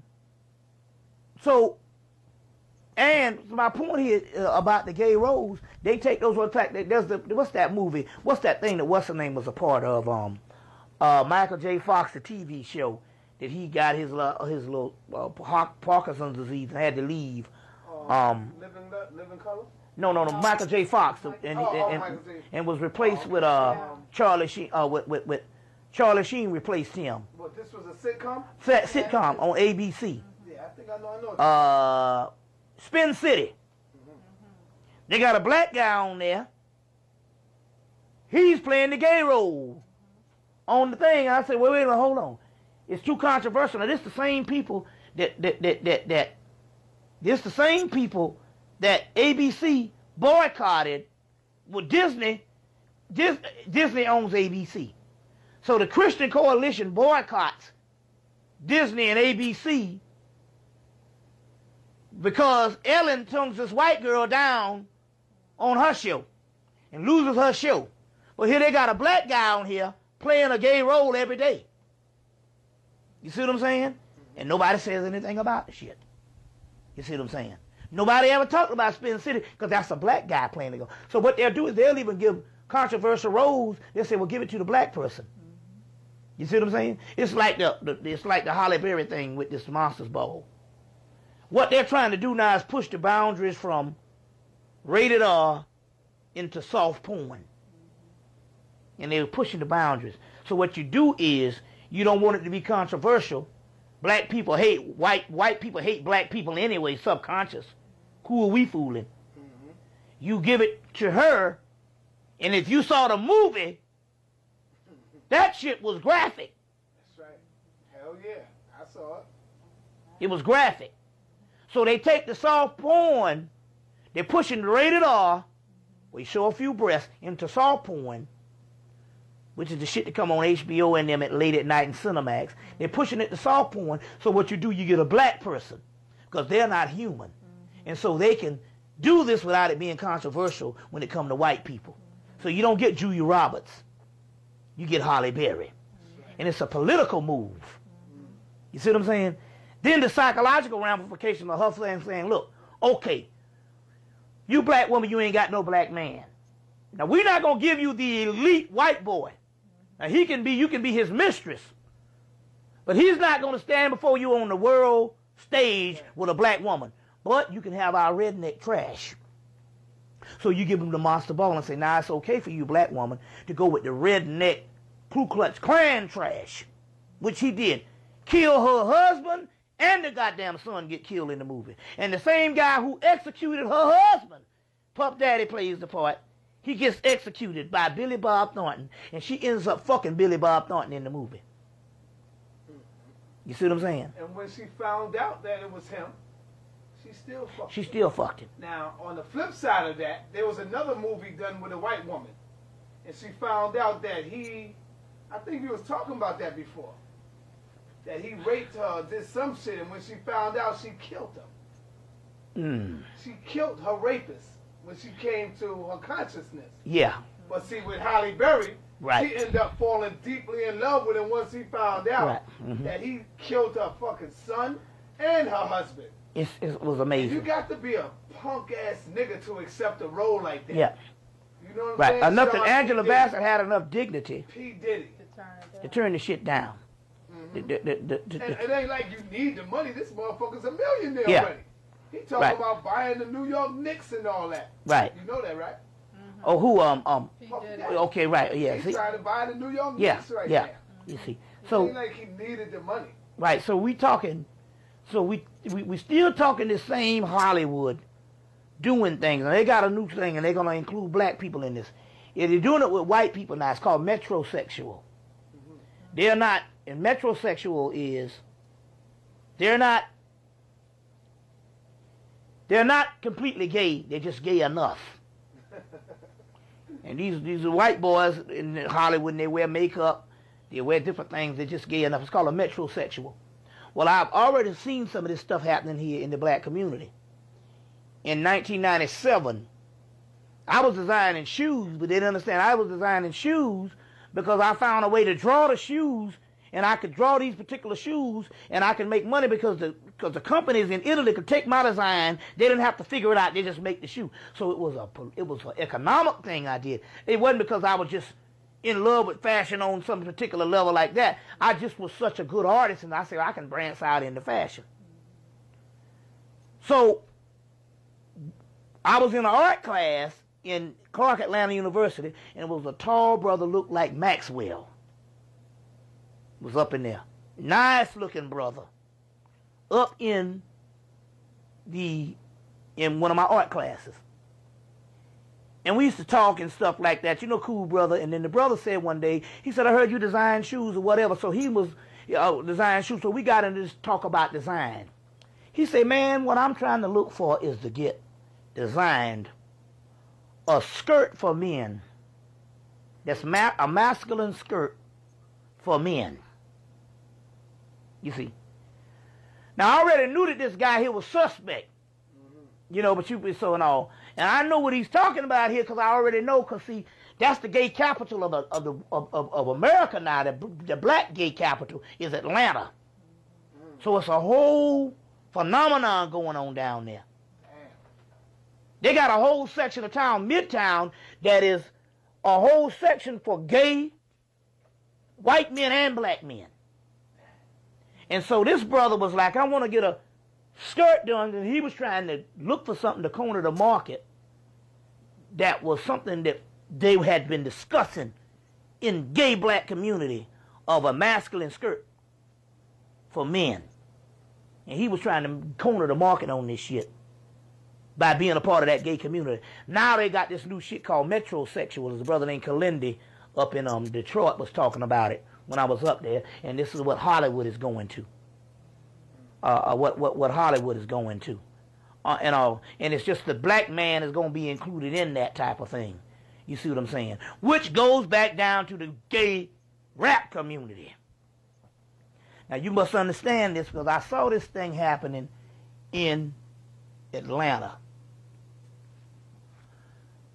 In Atlanta, at the AU Center, you got 5 black schools, so it's a test ground or a training ground for everything socially going to happen to black people. You got the government agencies is up in there also, and just basically all types of things where either they study in the case study of these black children, or things that's happening, or they're either influencing things. And it could be some subliminal shit that's going on, because we know those CDs. Now you see a DVD have 2 or 3 movies on the same DVD. Well, that means that it shows you can overlay stuff. So with CD technology, they can put a whole nother thing up under the CD. And although you think you're listening to something, that's only getting to the outer ear, but the inner ear melanin, which is the nucleus, there's something else, a whole nother CD, it can be telling you, be gay. Subliminal seduction. You are gay. So one brother, cause or go and kill.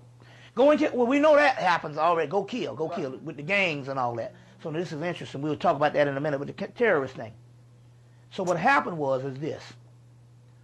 When I was in New Jersey, I did a lecture in Newark in '96, and some brothers stepped to me from Newark and said, "Look, man, we know something, man. Our friends are being turned gay.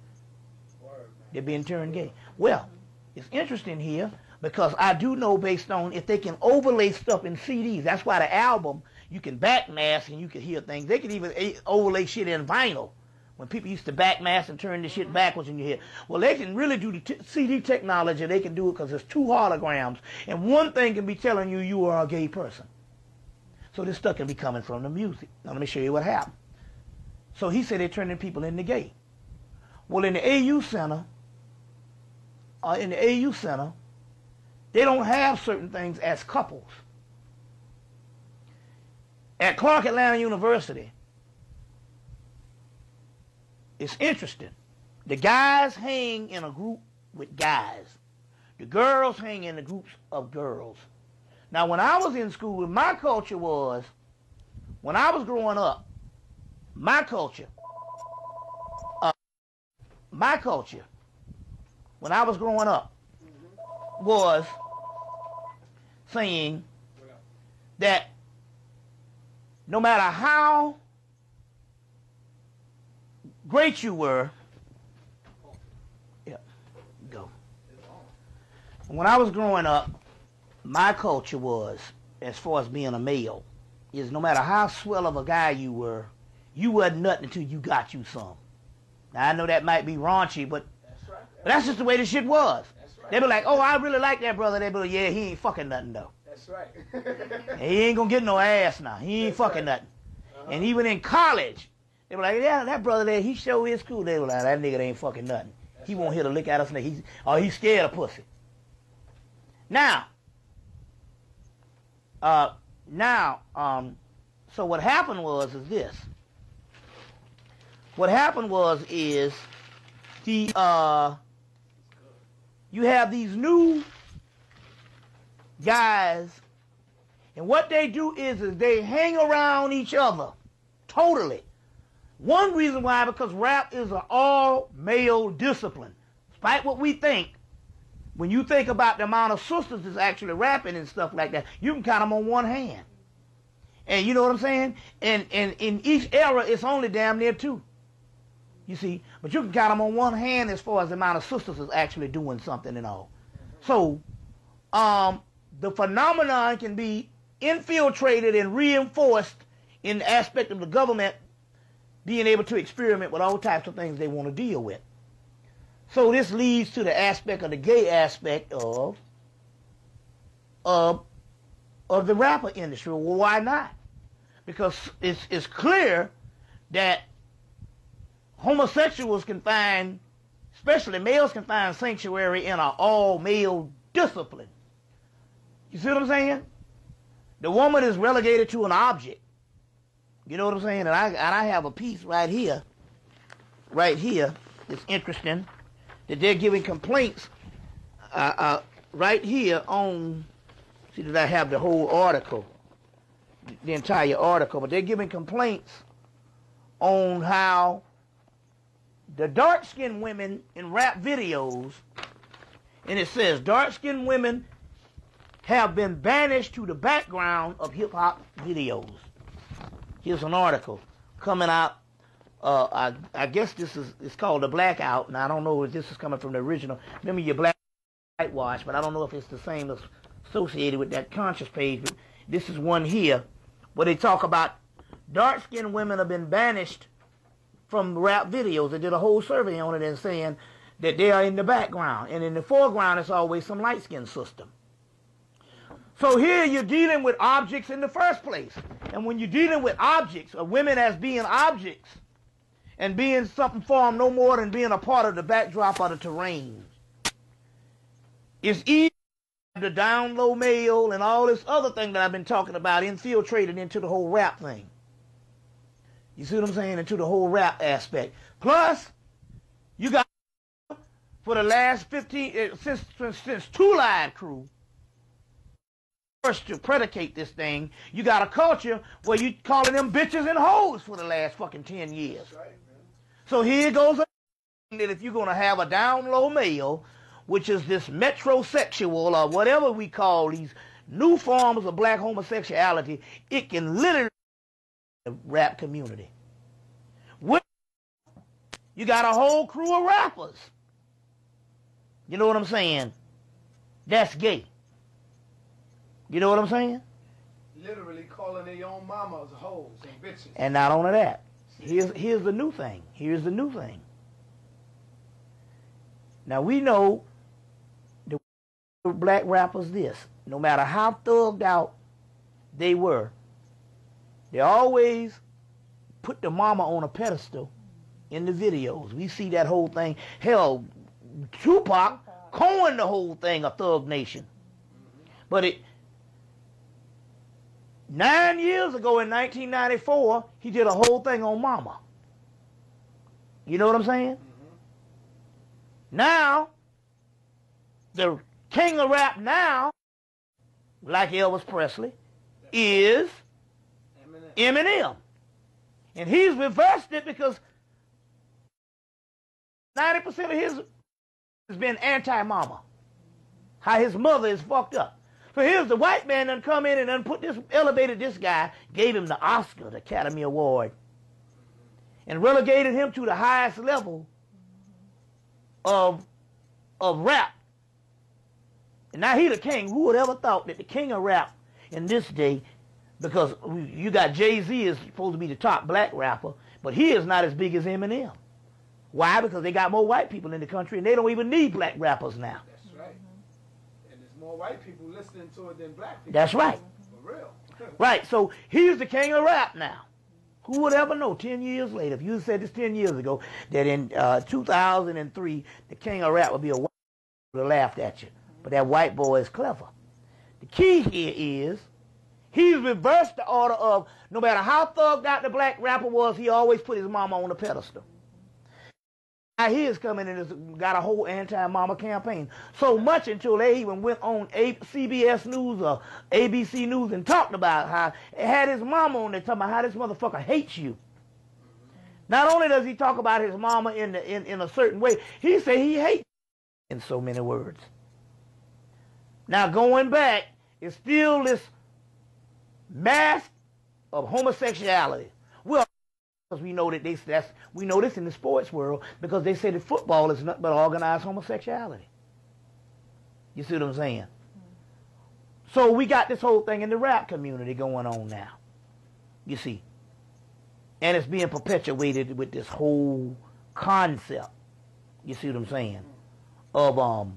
Of anti-woman, and you see what I'm saying? Where you hang with your boy. Your boy is the center of civilization for you.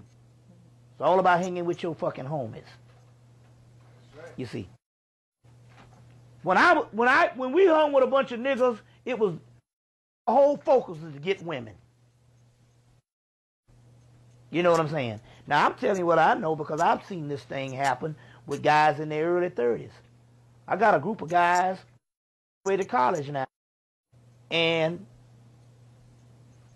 they go out to lunch, but they never go out to lunch with sisters. They go out to lunch with other brothers. And it's a whole culture. You see this going on and stuff. And these guys are going to get married for the whole social order, but the people they hang with, and they go out to lunch and they do everything, is always a bunch of other brothers. And they're not going out getting other women. You see what I'm saying? They're going out, they have all types of get-togethers and stuff, and it's all males. You see? I'm of another generation. I ain't got no use for shit if ain't no females around or whatever and all. You know what I'm saying? So it's the way things are actually going. You know, so that's prevalent in the society. Now, in the society, we must ask the question why Missy Elliott blows up. She look like a dyke, man. Yeah. You know, why she blows up. And why some nigga Cisco comes out with the Thong Song and a few other things with Drew Hill, and now he's making movies. Known gay. Big time faggot. You see what I'm saying? That kind of thing. And this thing goes on and on and on and on. Very interesting. You know, so. That's beautiful, brother. That's beautiful information. With some of the CIA gangs, man. We know that these gangs been planted in the so-called community. Yes. That's why I said the CIA, right. the government. You know, this is their It was gang. interesting that Are the gangs labeled now as terrorists, bro? Yes, it's interesting here because a couple of years, about 6 or 7 years back, I said, you know, it's amazing how you could have people with these can't even function well in society, but they're nice people. Not just in the L.A., but were in all the Crips and Bloods was scattered throughout the United States. Crips and Bloods in New Orleans, Tulsa, Oklahoma, Omaha, Nebraska. You see what I'm saying? Atlanta, Georgia. They all over. And I'm like, well, how could people be so damn organized? You see what I'm saying? And yet they can't even open up a candy store, tie their fucking shoe. That's right. That's because it was a government system. Now, even Dick Gregory even did the Freedom of Information Act. We find out also, and I told him, I said, those people are put together by the government. I told him this in 96. Dick Gregory recently does get the Freedom of Information Act and find out that the Crips and the Blood was put together at Pepperdine University. Whereas one guy even said that they got the Crips and the Blood and the gangs to come together in the 1970s, and they started the front. And the FBI and CIA and them had a doggone raid, and they came in and locked up the place where they used to meet. They locked that down and killed a couple of people, and did everything to get the gangs up out of there from unifying, because they understood that these were their operatives, these were just their invention, these were their agents. Which goes to, I went out to Hollywood this recently in December. I'm out there, one of the sisters named Shakira and her daughter, they moved back to California, so we went down to Crenshaw Boulevard, was riding around with them. And I think the same police chief that was under Giuliani here during the time that your boy Amadou Diallo got killed, as well as Abner Louima and all that type of thing. Yeah, something like that. This guy's out in L.A. now. Right. Yeah, he is. He's the chief of police out in L.A. He just got on the job at the first of the year, or at the end of last year. And the first thing he did is he declared war on gangs. On the gangs. But going crazy, they said the Crips and Bloods ain't really been hot out here since the early 90s. But he declared war on the gangs. Before the gangs even started doing anything. Now, remind you me, now they are still government agents. So this guy comes in and he declares all-out war on the gangs. The black community is hollering saying, the gangs ain't act. Then in the spring of the year, the gangs start shooting up the place again. Because the gangs is government agents and control. MK Ultra and all kind of shit. Clones. Well, you have it. All kind of mind control implants. We living in 2003. Anything's possible. Then all of a sudden they got the black preacher under the 501c3 exempt, which means he's a government agent. They got the American flag up in the church. He's a government agent. 501c3 tax exempt. So they got the black preacher comes out and says, America is going all over the country, fighting all over the world, fighting terrorism. And we got terrorism in our own backyards. So here it is, they to come up and call our children terrorists. It's not the gang members, because we know that that's an entity. And it's not meant for the gang members. They're the people that's going to get the policies passed. They're the ones that's going to get the name as terrorists. So they're going to label the gang member a terrorist. So all of a sudden, the guy that came in and said that the chief of police during Christmas said he had an all-out war against the gangs, all of a sudden now he's calling them terrorism. And we're fighting a war on terrorism in a domestic level. But the key here is to make that man who is already associated with criminality a terrorist. So it's not based on the gangs. The gang is the person who... You see what I'm saying? He's the inception of it. And they bring this about. But it's for the black male in America that is labeled a criminal just based on the color. It's the same as the profiling. Based on the color. So he's named a criminal. And so,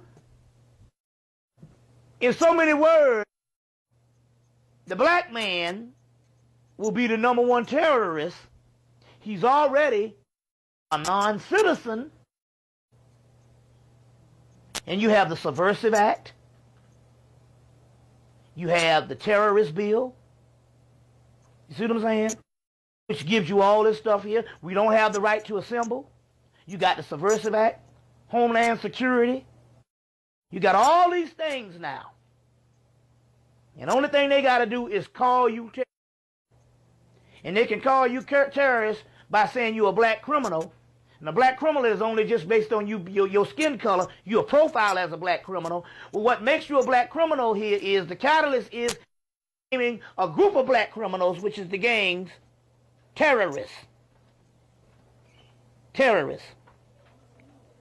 And so this is how they're able to get this whole thing that's going down with linking this 9/11 thing, which we knew they was going to do when they linked the white boy that got caught with the Taliban. They linked to music. And from rap music, he got into listening to Malcolm X. And from Malcolm X, he went into the mosque. And from the mosque, he ended up in doggone Afghanistan. You see what I'm saying? So they already done linked the black terrorism to already and gangster rap. They connected and linked this spring of the year rap music when they said that John Malvo and John Muhammad were big fans of rap music, and name a couple of groups like Killer Army and Wu-Tang and also Ja Rule. Name them and said that these were terrorist acts, and hip-hop music fosters and spawns terrorist activity. And John Malvo and John Muhammad, and the reason why I say John Malvo, the younger person, because you never hear his name first, you hear John Muhammad, all of a sudden John Malvo, the younger person, headlining, because they want to link rap music to this and with the whole terrorist thing. So this is what's going on with this. But the gangs now, they're getting ready to label terrorists. And when they label them terrorists, remember the gangs is only the catalyst and the government agent to name black men basically associated with criminality terrorists in the first place. And this is going to lead back to the black conscious community. Because we don't have the right the right of freedom of speech and the Subversive Act. You see what I'm saying? Okay. That's peace. What can you tell me about the projects, man? What's going on around the projects? Are the black men in the projects, they killing the black men in the projects? Well, I don't know. New York is a special situation because New York, you don't necessarily have to live in the projects in New York based on economic status. You know, the projects was a way of living up here. You see what I'm saying? In the North, it had nothing to do. Or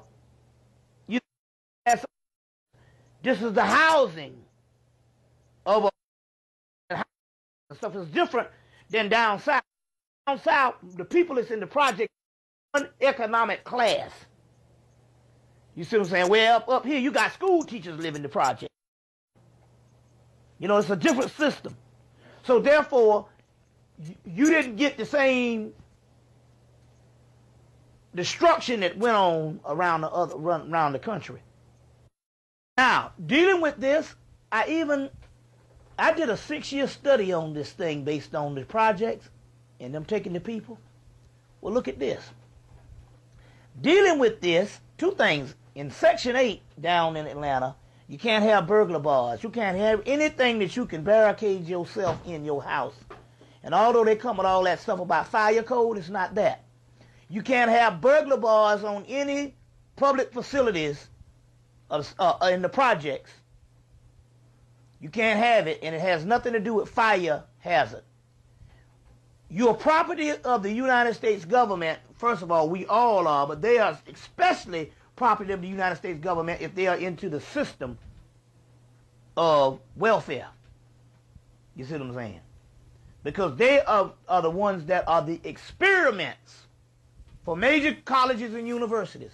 Every college, major college or university, like Yale, Harvard, Princeton, UCLA, Temple, University of Chicago,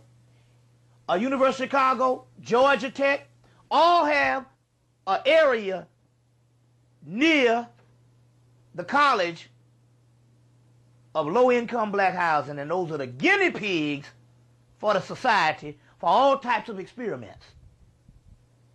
You see what I'm saying? So they can't have burglar bars or nothing on there. Anything that can barricade yourself in against these particular people when they come for their experiments or their projects. Get where I'm coming from here? So all major universities in the country that's doing any kind of major work, they have a black area near them that they use as the guinea pig. The College of Charleston, they busted a ring that went back almost 100 years, and they were taking bodies from the black graveyard and using those as the test bodies for medical students. The Medical College of Charleston. So we've been guinea pigs and subjects for them for years. You got a whole Grady University, and Dr. Jewel Pookrum was doing was at some type of meeting, a conference or something at the hospital, and fucked around and ended up on a floor she wasn't supposed to be on, and the whole floor, it had the thing, the Grady Memorial Research for the Black Man and the Black Woman. It's a whole floor, the secret, where they researched the black man and the black woman. So why do you think they call it the projects, man? That's what it is. Because it's a project. There you go. It's a project, an experiment. That's right. It's an experiment, and that is the reason. So the projects, you are the ones that they decreed and allowed to be experiments on. Now, it's interesting here, so much that I even was working on this thing, I even found the fucking railroad track where it went. I did so much research. There's a train line that goes up Northside Drive in Atlanta, Georgia. And it goes to some mill near Coca-Cola in Georgia Tech. There's some construction mill that have all this type of textile, lumber, any kind of construction, this mill. Nobody knows what this mill is. It's also called Howard Mill Road. And all its particular facilities. And in that place is where those trains end up.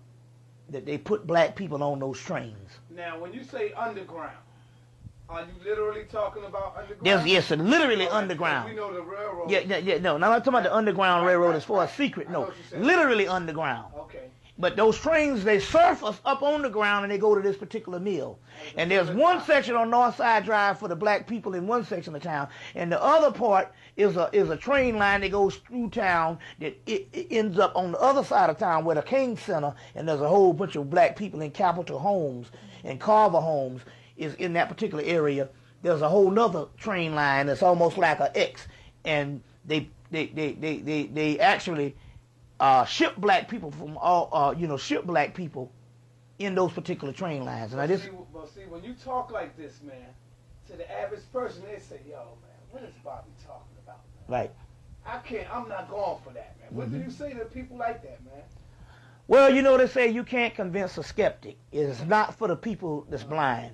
It's for people, first of all, you got to be conscious, and first of all, you have to know a little bit about history to understand that this stuff has been going on all our lives. So it's not, are they going to do it? It's, they already did the shit. That's right, it's being done. And it's being done. They've been doing it. You see what I'm saying? So that's the difference. So this stuff is not for those particular people who are historically illiterate. When a person is historically illiterate, their minds are not even on the level to contemplate the most simplest of things. They become dangerous to the conscious. It's right. Because they will kill the You know, conscious. and the only thing that they can register is what mass media gives them, and what the powers that be has sanctioned for them to believe as truth. You understand what I'm saying? So they're doing this stuff here, and for various reasons. Let's put it this way: 90% of research in the healthcare industry, as well as the medical industry, has been basically melanin-based products. So there you have it. From Viagra to all types of skin products, to all type of neurological products, all types of allergy products. 98% of the stuff that they're dealing with on the TV, with its Prefacet and Elegua, and there's a thing called Elegua, which is damn near Elegua. They got, I got all these things. They are all melanin based. All melanin based. Which leads me to this, which has to deal with interferon. A week after the war in Iraq ended,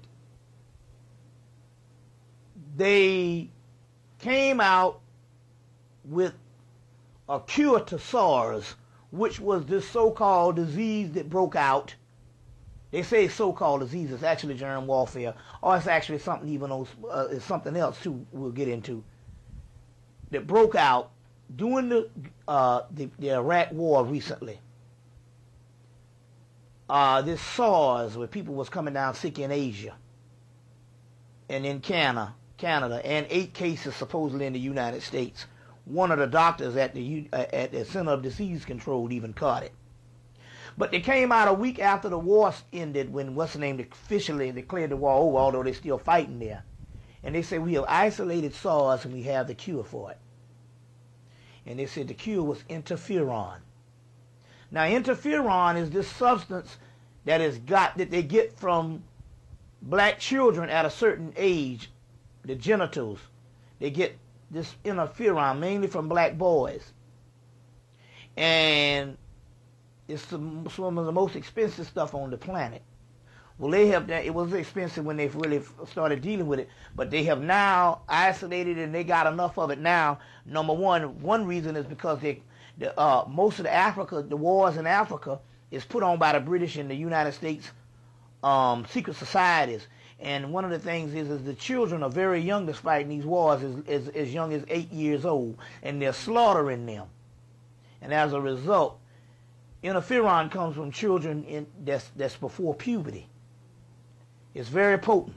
It is the same stuff that makes a child immune. You know, they say children are immune to a certain age, to like 3 years old. Well, it's the same type of potency. If we have a certain amount of melanin that is inside of us, and we are 40, 35, 40, 50 years old, and we got this properties of melanin, can you imagine how potent the melanin can be with a person just coming from the planet, from the ethers, of the melanin, dark matter realm? That's some powerful stuff. It's more potent. Look at our stuff with all the toxins and shit we got, and shit and saturations over the years of hard living. What you think about a newborn baby? So interferon is a form of melanin. And now they find out that this stuff can protect them from all types of things that's going on. All germs, all diseases, and all types of biological warfare. They can use this interferon for all of that. As well as as well as they're saying curing SARS and stuff. And when you go on the internet and check it out, they saying that it's the cure for muscular sclerosis. Now, we're talking about something that attacks the central nervous system, so it's got to be something that's very powerful that kills that from muscular sclerosis. So that's an amazing thing. So anyway, they put out the SARS scare to give you something as extreme as interferon that comes from the children of black children from projects here in Africa, and they can get this stuff from anywhere and stuff because we're not a free people, at least not in the mind. And so they can get this particular interferon and stuff, which leads us to the next aspect of melanin that they're taking. Is a substance produced by the pituitary gland called growth hormone. Now, growth hormone is this chemical, which is a form of melanin, that is produced by the pituitary gland. The pineal gland secretes melanin, but the pituitary gland is what regulates melanin throughout the body. But the pituitary gland also produces these certain growth hormones because it is the regulator of these melanin substances throughout the body. See, melanin has several substances if you study alchemy. There's only isolated few. They've isolated several aspects of melanin in regular medicine, but in alchemy, which is the basis of melanin, there's tons of different types of melanin and these substances, literally hundreds of them. There's a new book called The Alchemical Body that comes out of University of Chicago talking about cedar alchemy coming from the East Indian branch of Dravidians that have laid out this whole system of these substances that's in the vaginal fluid and throughout the entire body. And that particular melanin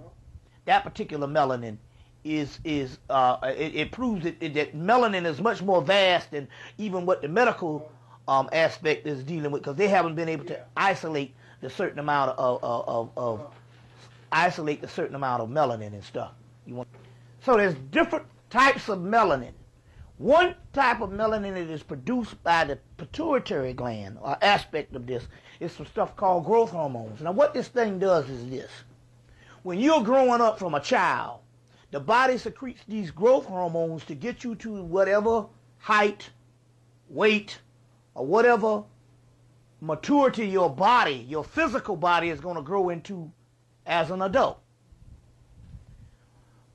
When you become an adult or whatever at 18 or whatever, and your body is physically grown, or some people in the early 20s, it doesn't stop secreting, because this certain growth hormone that secretes to make your body grow to a physical level also secretes to help you grow mentally as long as you continue to study. See, when we no longer want to figure out things on a level on why things work, why we are, why is things the way they are, what is history, what is the mystery, when we don't want to figure out things, you see what I'm saying? Certain things go atrophied, goes dormant. So this growth hormone that is supposed to make your body physically grow, which is going to secrete regardless at the age of birth until you become an adult, once you become an adult, it will only secrete if you continue the capacity of learning. But it will go dormant, this is all with black people, if you do not accelerate your mind beyond becoming an adult. You understand? But I said grow dormant, which means that it is always can be functional. Because with us, anything that grows dormant can be reactivated because it's our natural function. Now with white folks, after because they have a limited production, after they grow physically, that's it. That's it for them. It doesn't secrete anymore with the hybrids after they grow physically. And they have all types of problems. because they don't have the normal production of growth hormones, they can't see colors. They can't hear certain sounds. And sexually, they peak at 19. My mother said, you know, males peak at 19. I said, this is crazy, when we know, hell, a sister don't peak until she goddamn in her fucking 40s. So that's kind of shit. She got 20 years on us. Or more, because some don't peak till they get the damn change of life going near 50. So I said, this is some bullshit. But then again, science is made, European medicine and biological research is made for white folks, not black folks. That's right.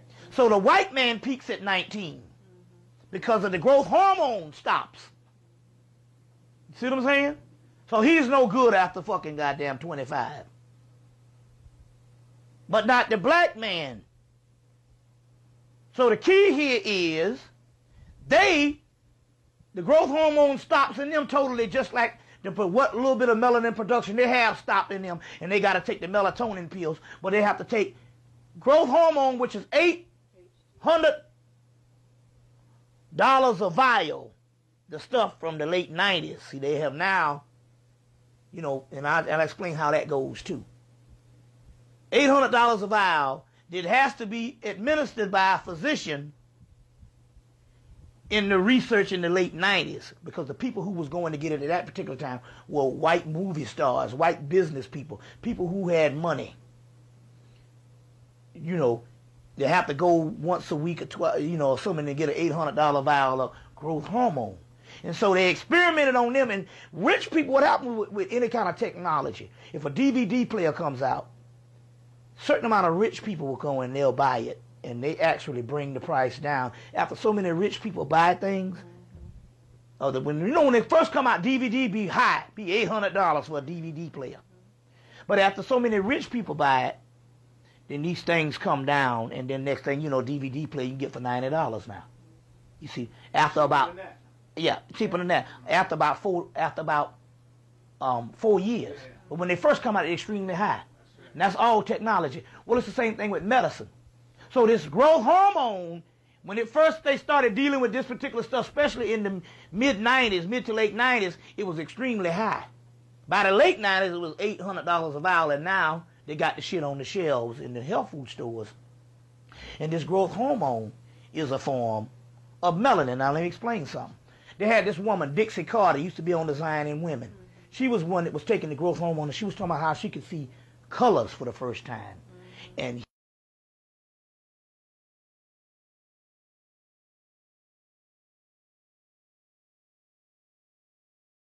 hear certain sounds, stuff that she never was able to hear all her life, because they are mutation or a hybrid.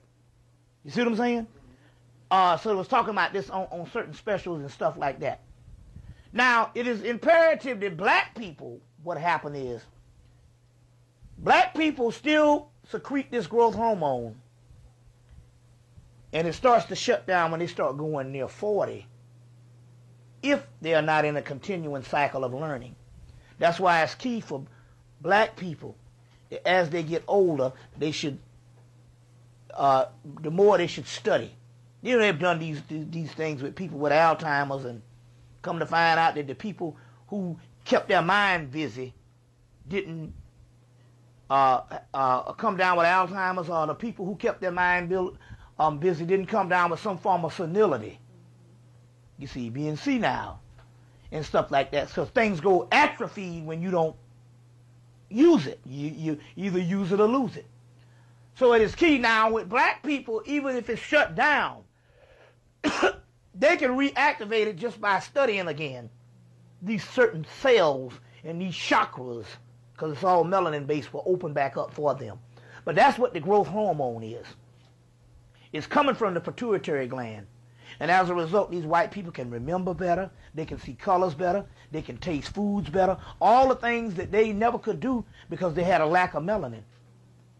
So this is much more potent, and it used to be administered by a doctor, but now what it is now, after years of this stuff, they've gotten it down now that they, like you're saying, if you could say they got these things in health food stores and stuff like that, it's still nothing but shit from that black people have automatically. That's right. You see what I'm saying? Okay. Yeah. So before I ask the next question, I would like to give this sister here the opportunity of asking the question.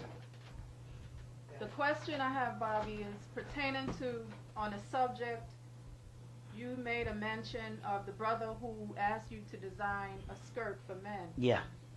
In ancient Kemet, from my observations of ancient Egyptian depictions of society, remembering that we have evolved into a patriotic society, when we go into ancient Kemet and I see these depictions of society, the men wear skirts. Yes. And the women wear leggings. Yes. Right. They're like leggings. Yes. How did that get, we all know that it got twisted. Everything is upside down and turned around by the oppressors.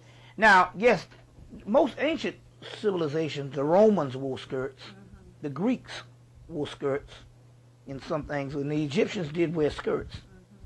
As a matter of fact, the kilt that you have in Ireland is introduced into Europe by the Moors. You see what I'm saying? In Scotland, all that was colonized by the Moors, and so it was introduced into Europe by the Moors. So we do have ancient cultures wearing skirts, and which would not really be a bad idea even in the modern sense. But I happen to know that this particular guy was trying to deal with that metrosexual thing. But the pants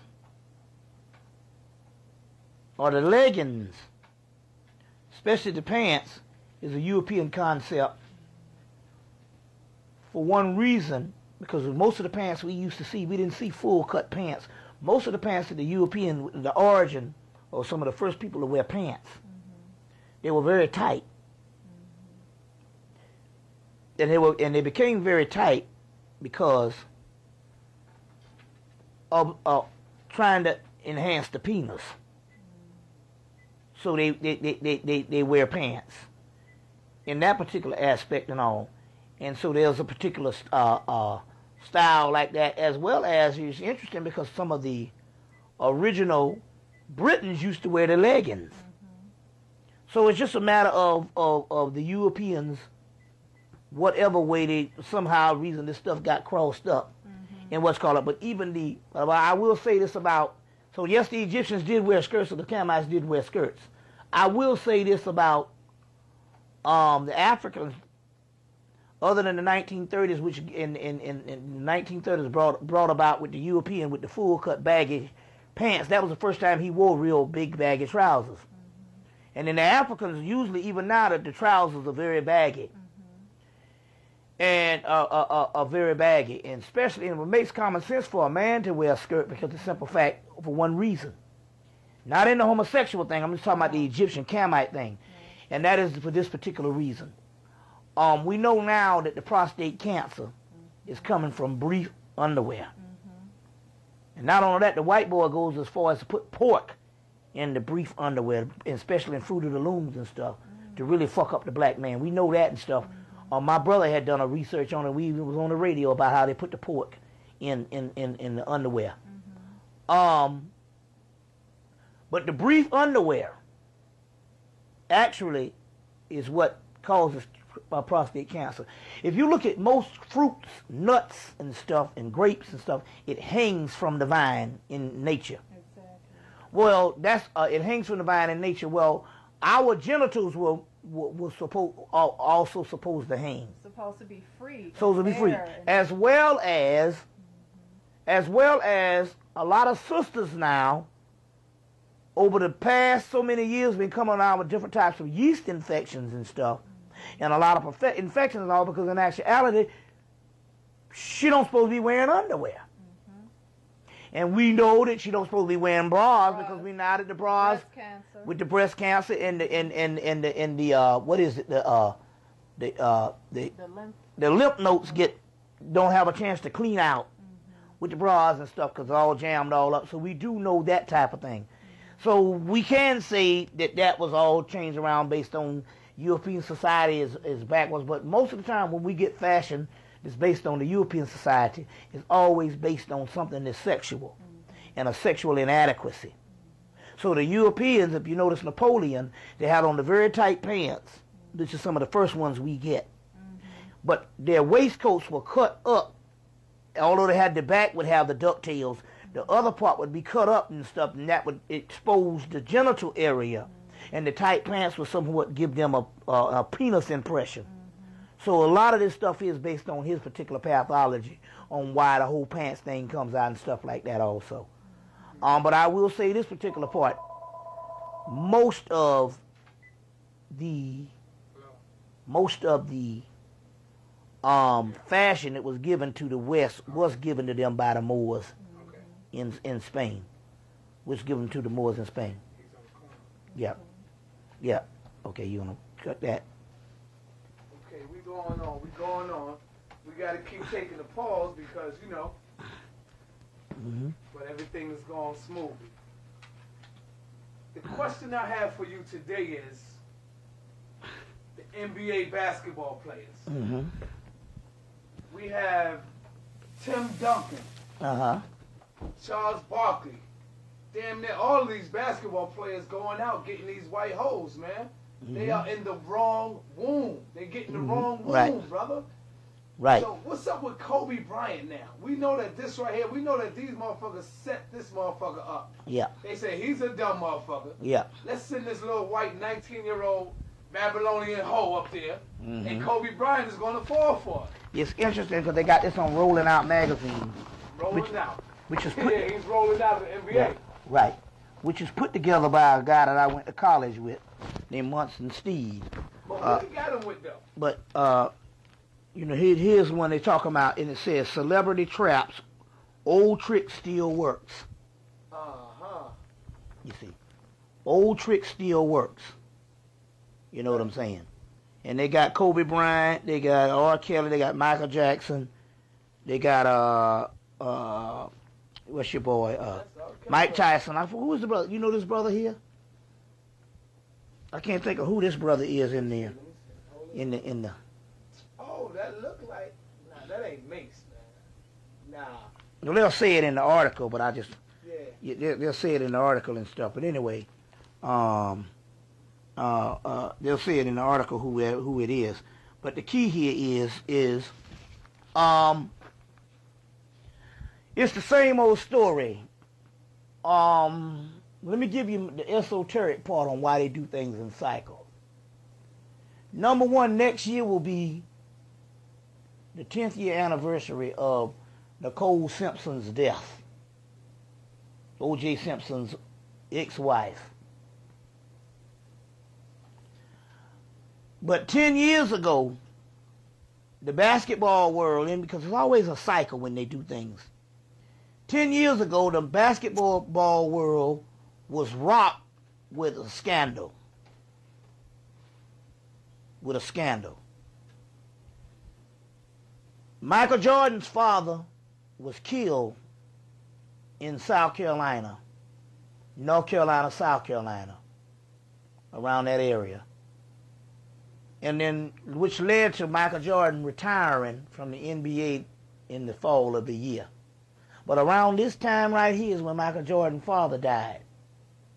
You see what I'm saying? Which is showing you how the scandal goes. Now it's interesting here. 10 years later, we got the Kobe Bryant incident in this particular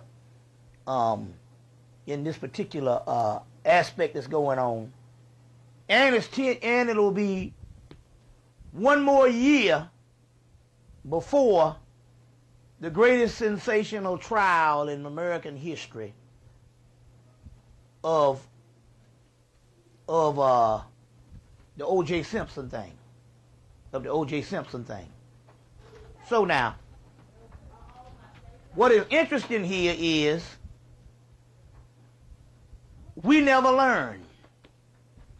We never learn.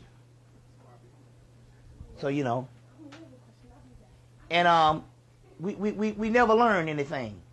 Now, here's this little boy, he graduates high school, he comes straight to the NBA, and the first thing he does, he reached stardom at a very fast pace, and the next thing you know, he's marrying some white girl.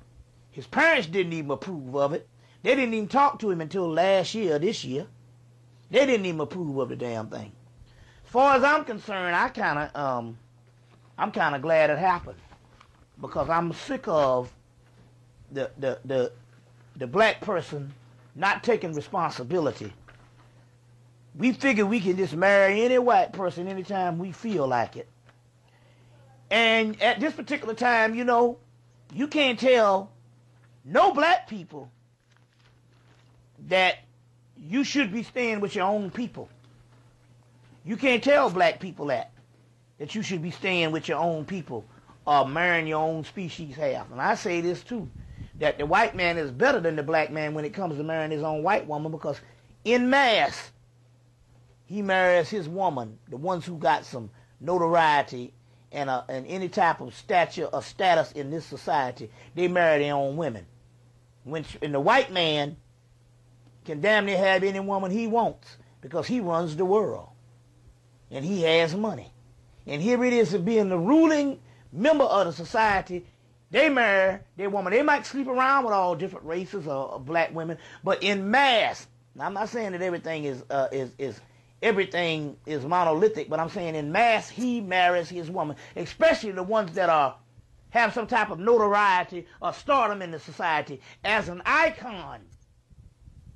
It is key to marry your species half if you want your race to have a perfect view.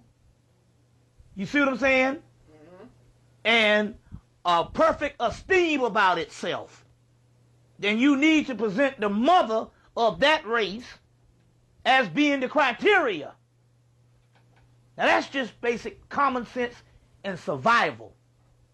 Okay? So in so many words, now you say, well, the white woman marries the black man, but there are more white women in the country. You see what I'm saying? And out of all, there are less black men than black women, white men, and doggone white women. You see what I'm saying? Mm-hmm.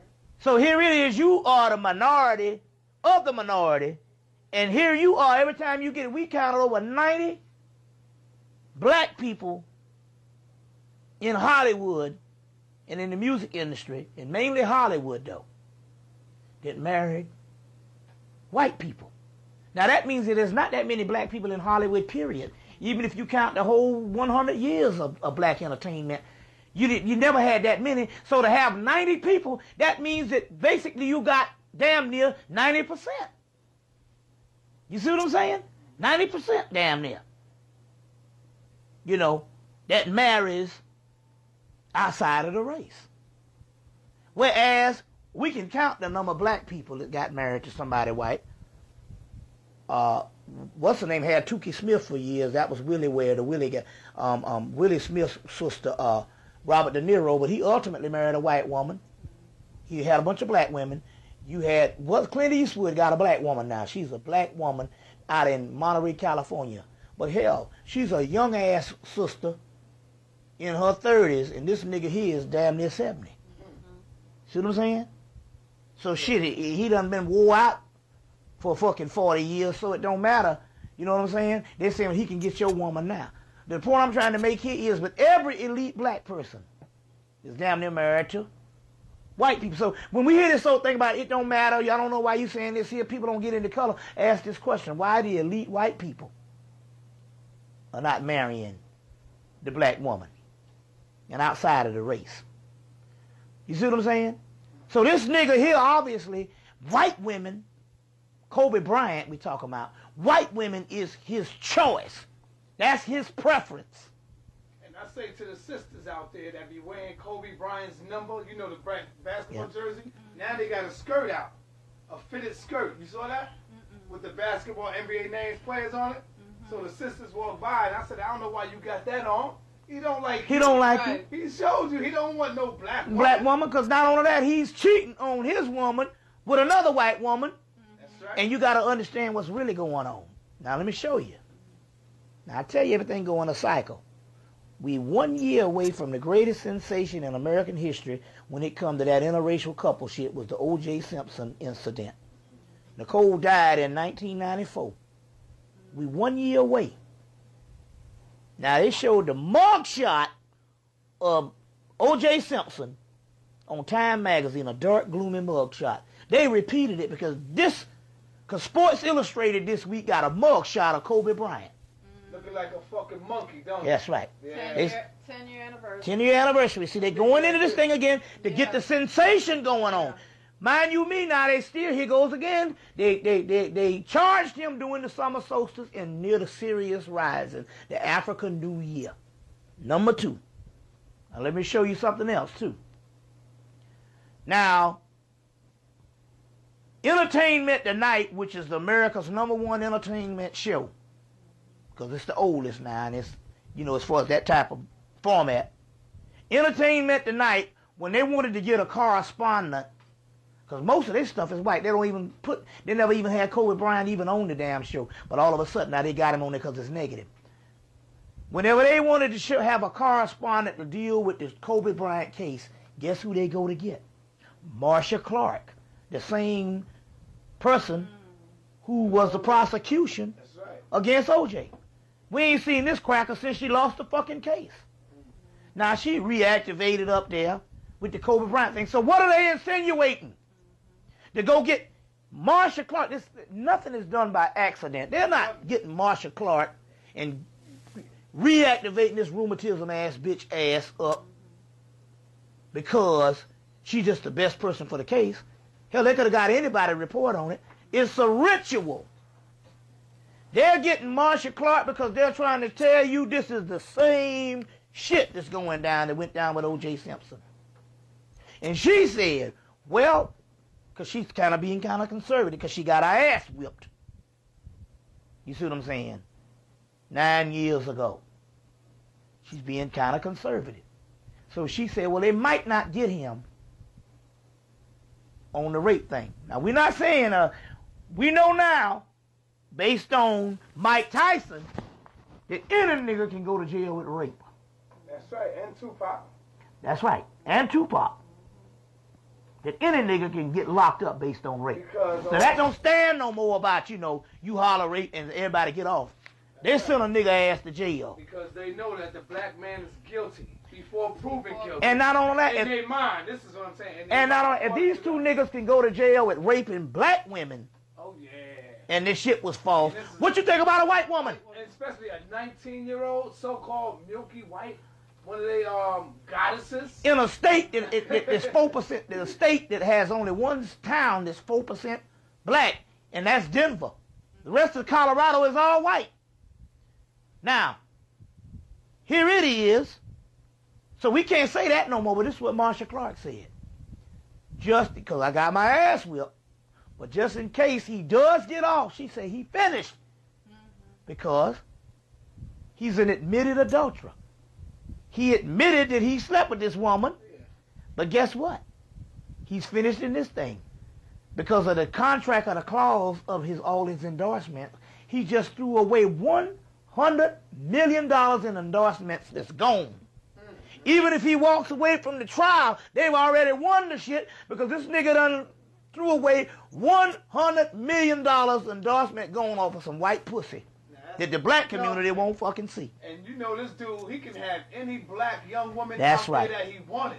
In fact, they probably would have just gave it to him for nothing, man. Right. Right. That's a stupid motherfucker. I'm happy for. I am happy. I'm happy, and I hope the same thing. I'm happy. I want them to get Snigger Woods next. That's right. Oh, yeah. If they can get Snigger Woods.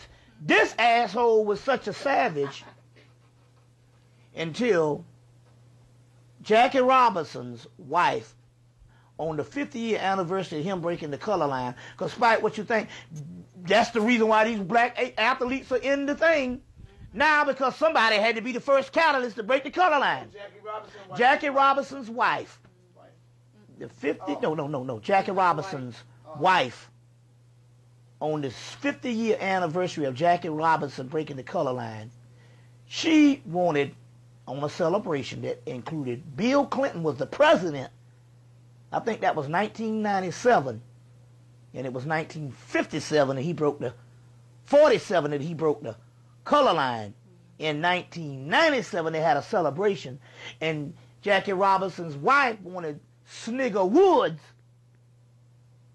to come to the celebration, and Bill Clinton called Snigger Woods' ass to come to the celebration, and he declined Jackie Robinson's wife, and he don't understand the only reason why, especially with him being in golf, which was one of the last to integrate, that's a homecoming and was very important. This man that don't want to be black so bad, didn't even want to be associated with history, declined to come to the celebration at Yankee Stadium that had President Clinton, who called this motherfucker for whatever it's worth, to be there. He declined the shit, and Jackie Robinson might later on gonna apologize.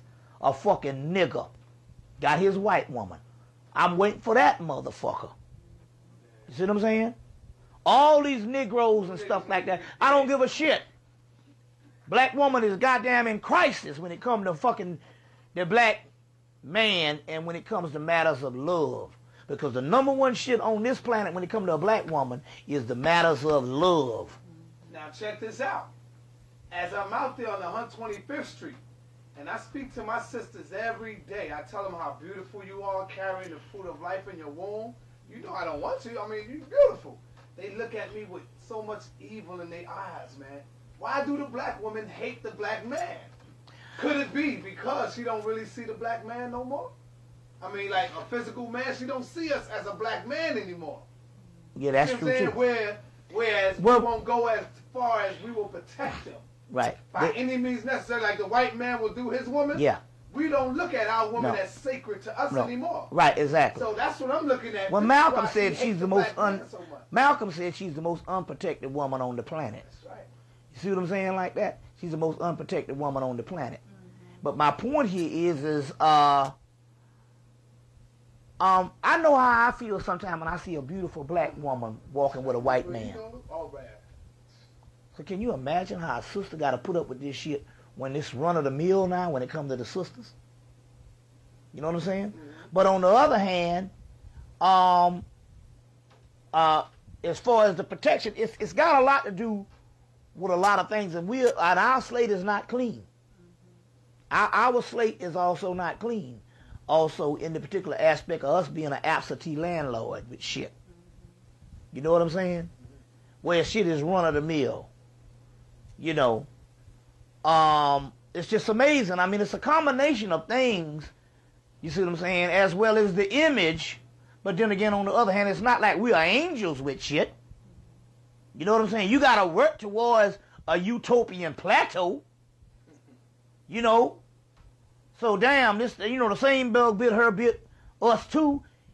And the bug bit us, bit her too. But it's still got to be a utopian plateau. But I can come to the defense. Because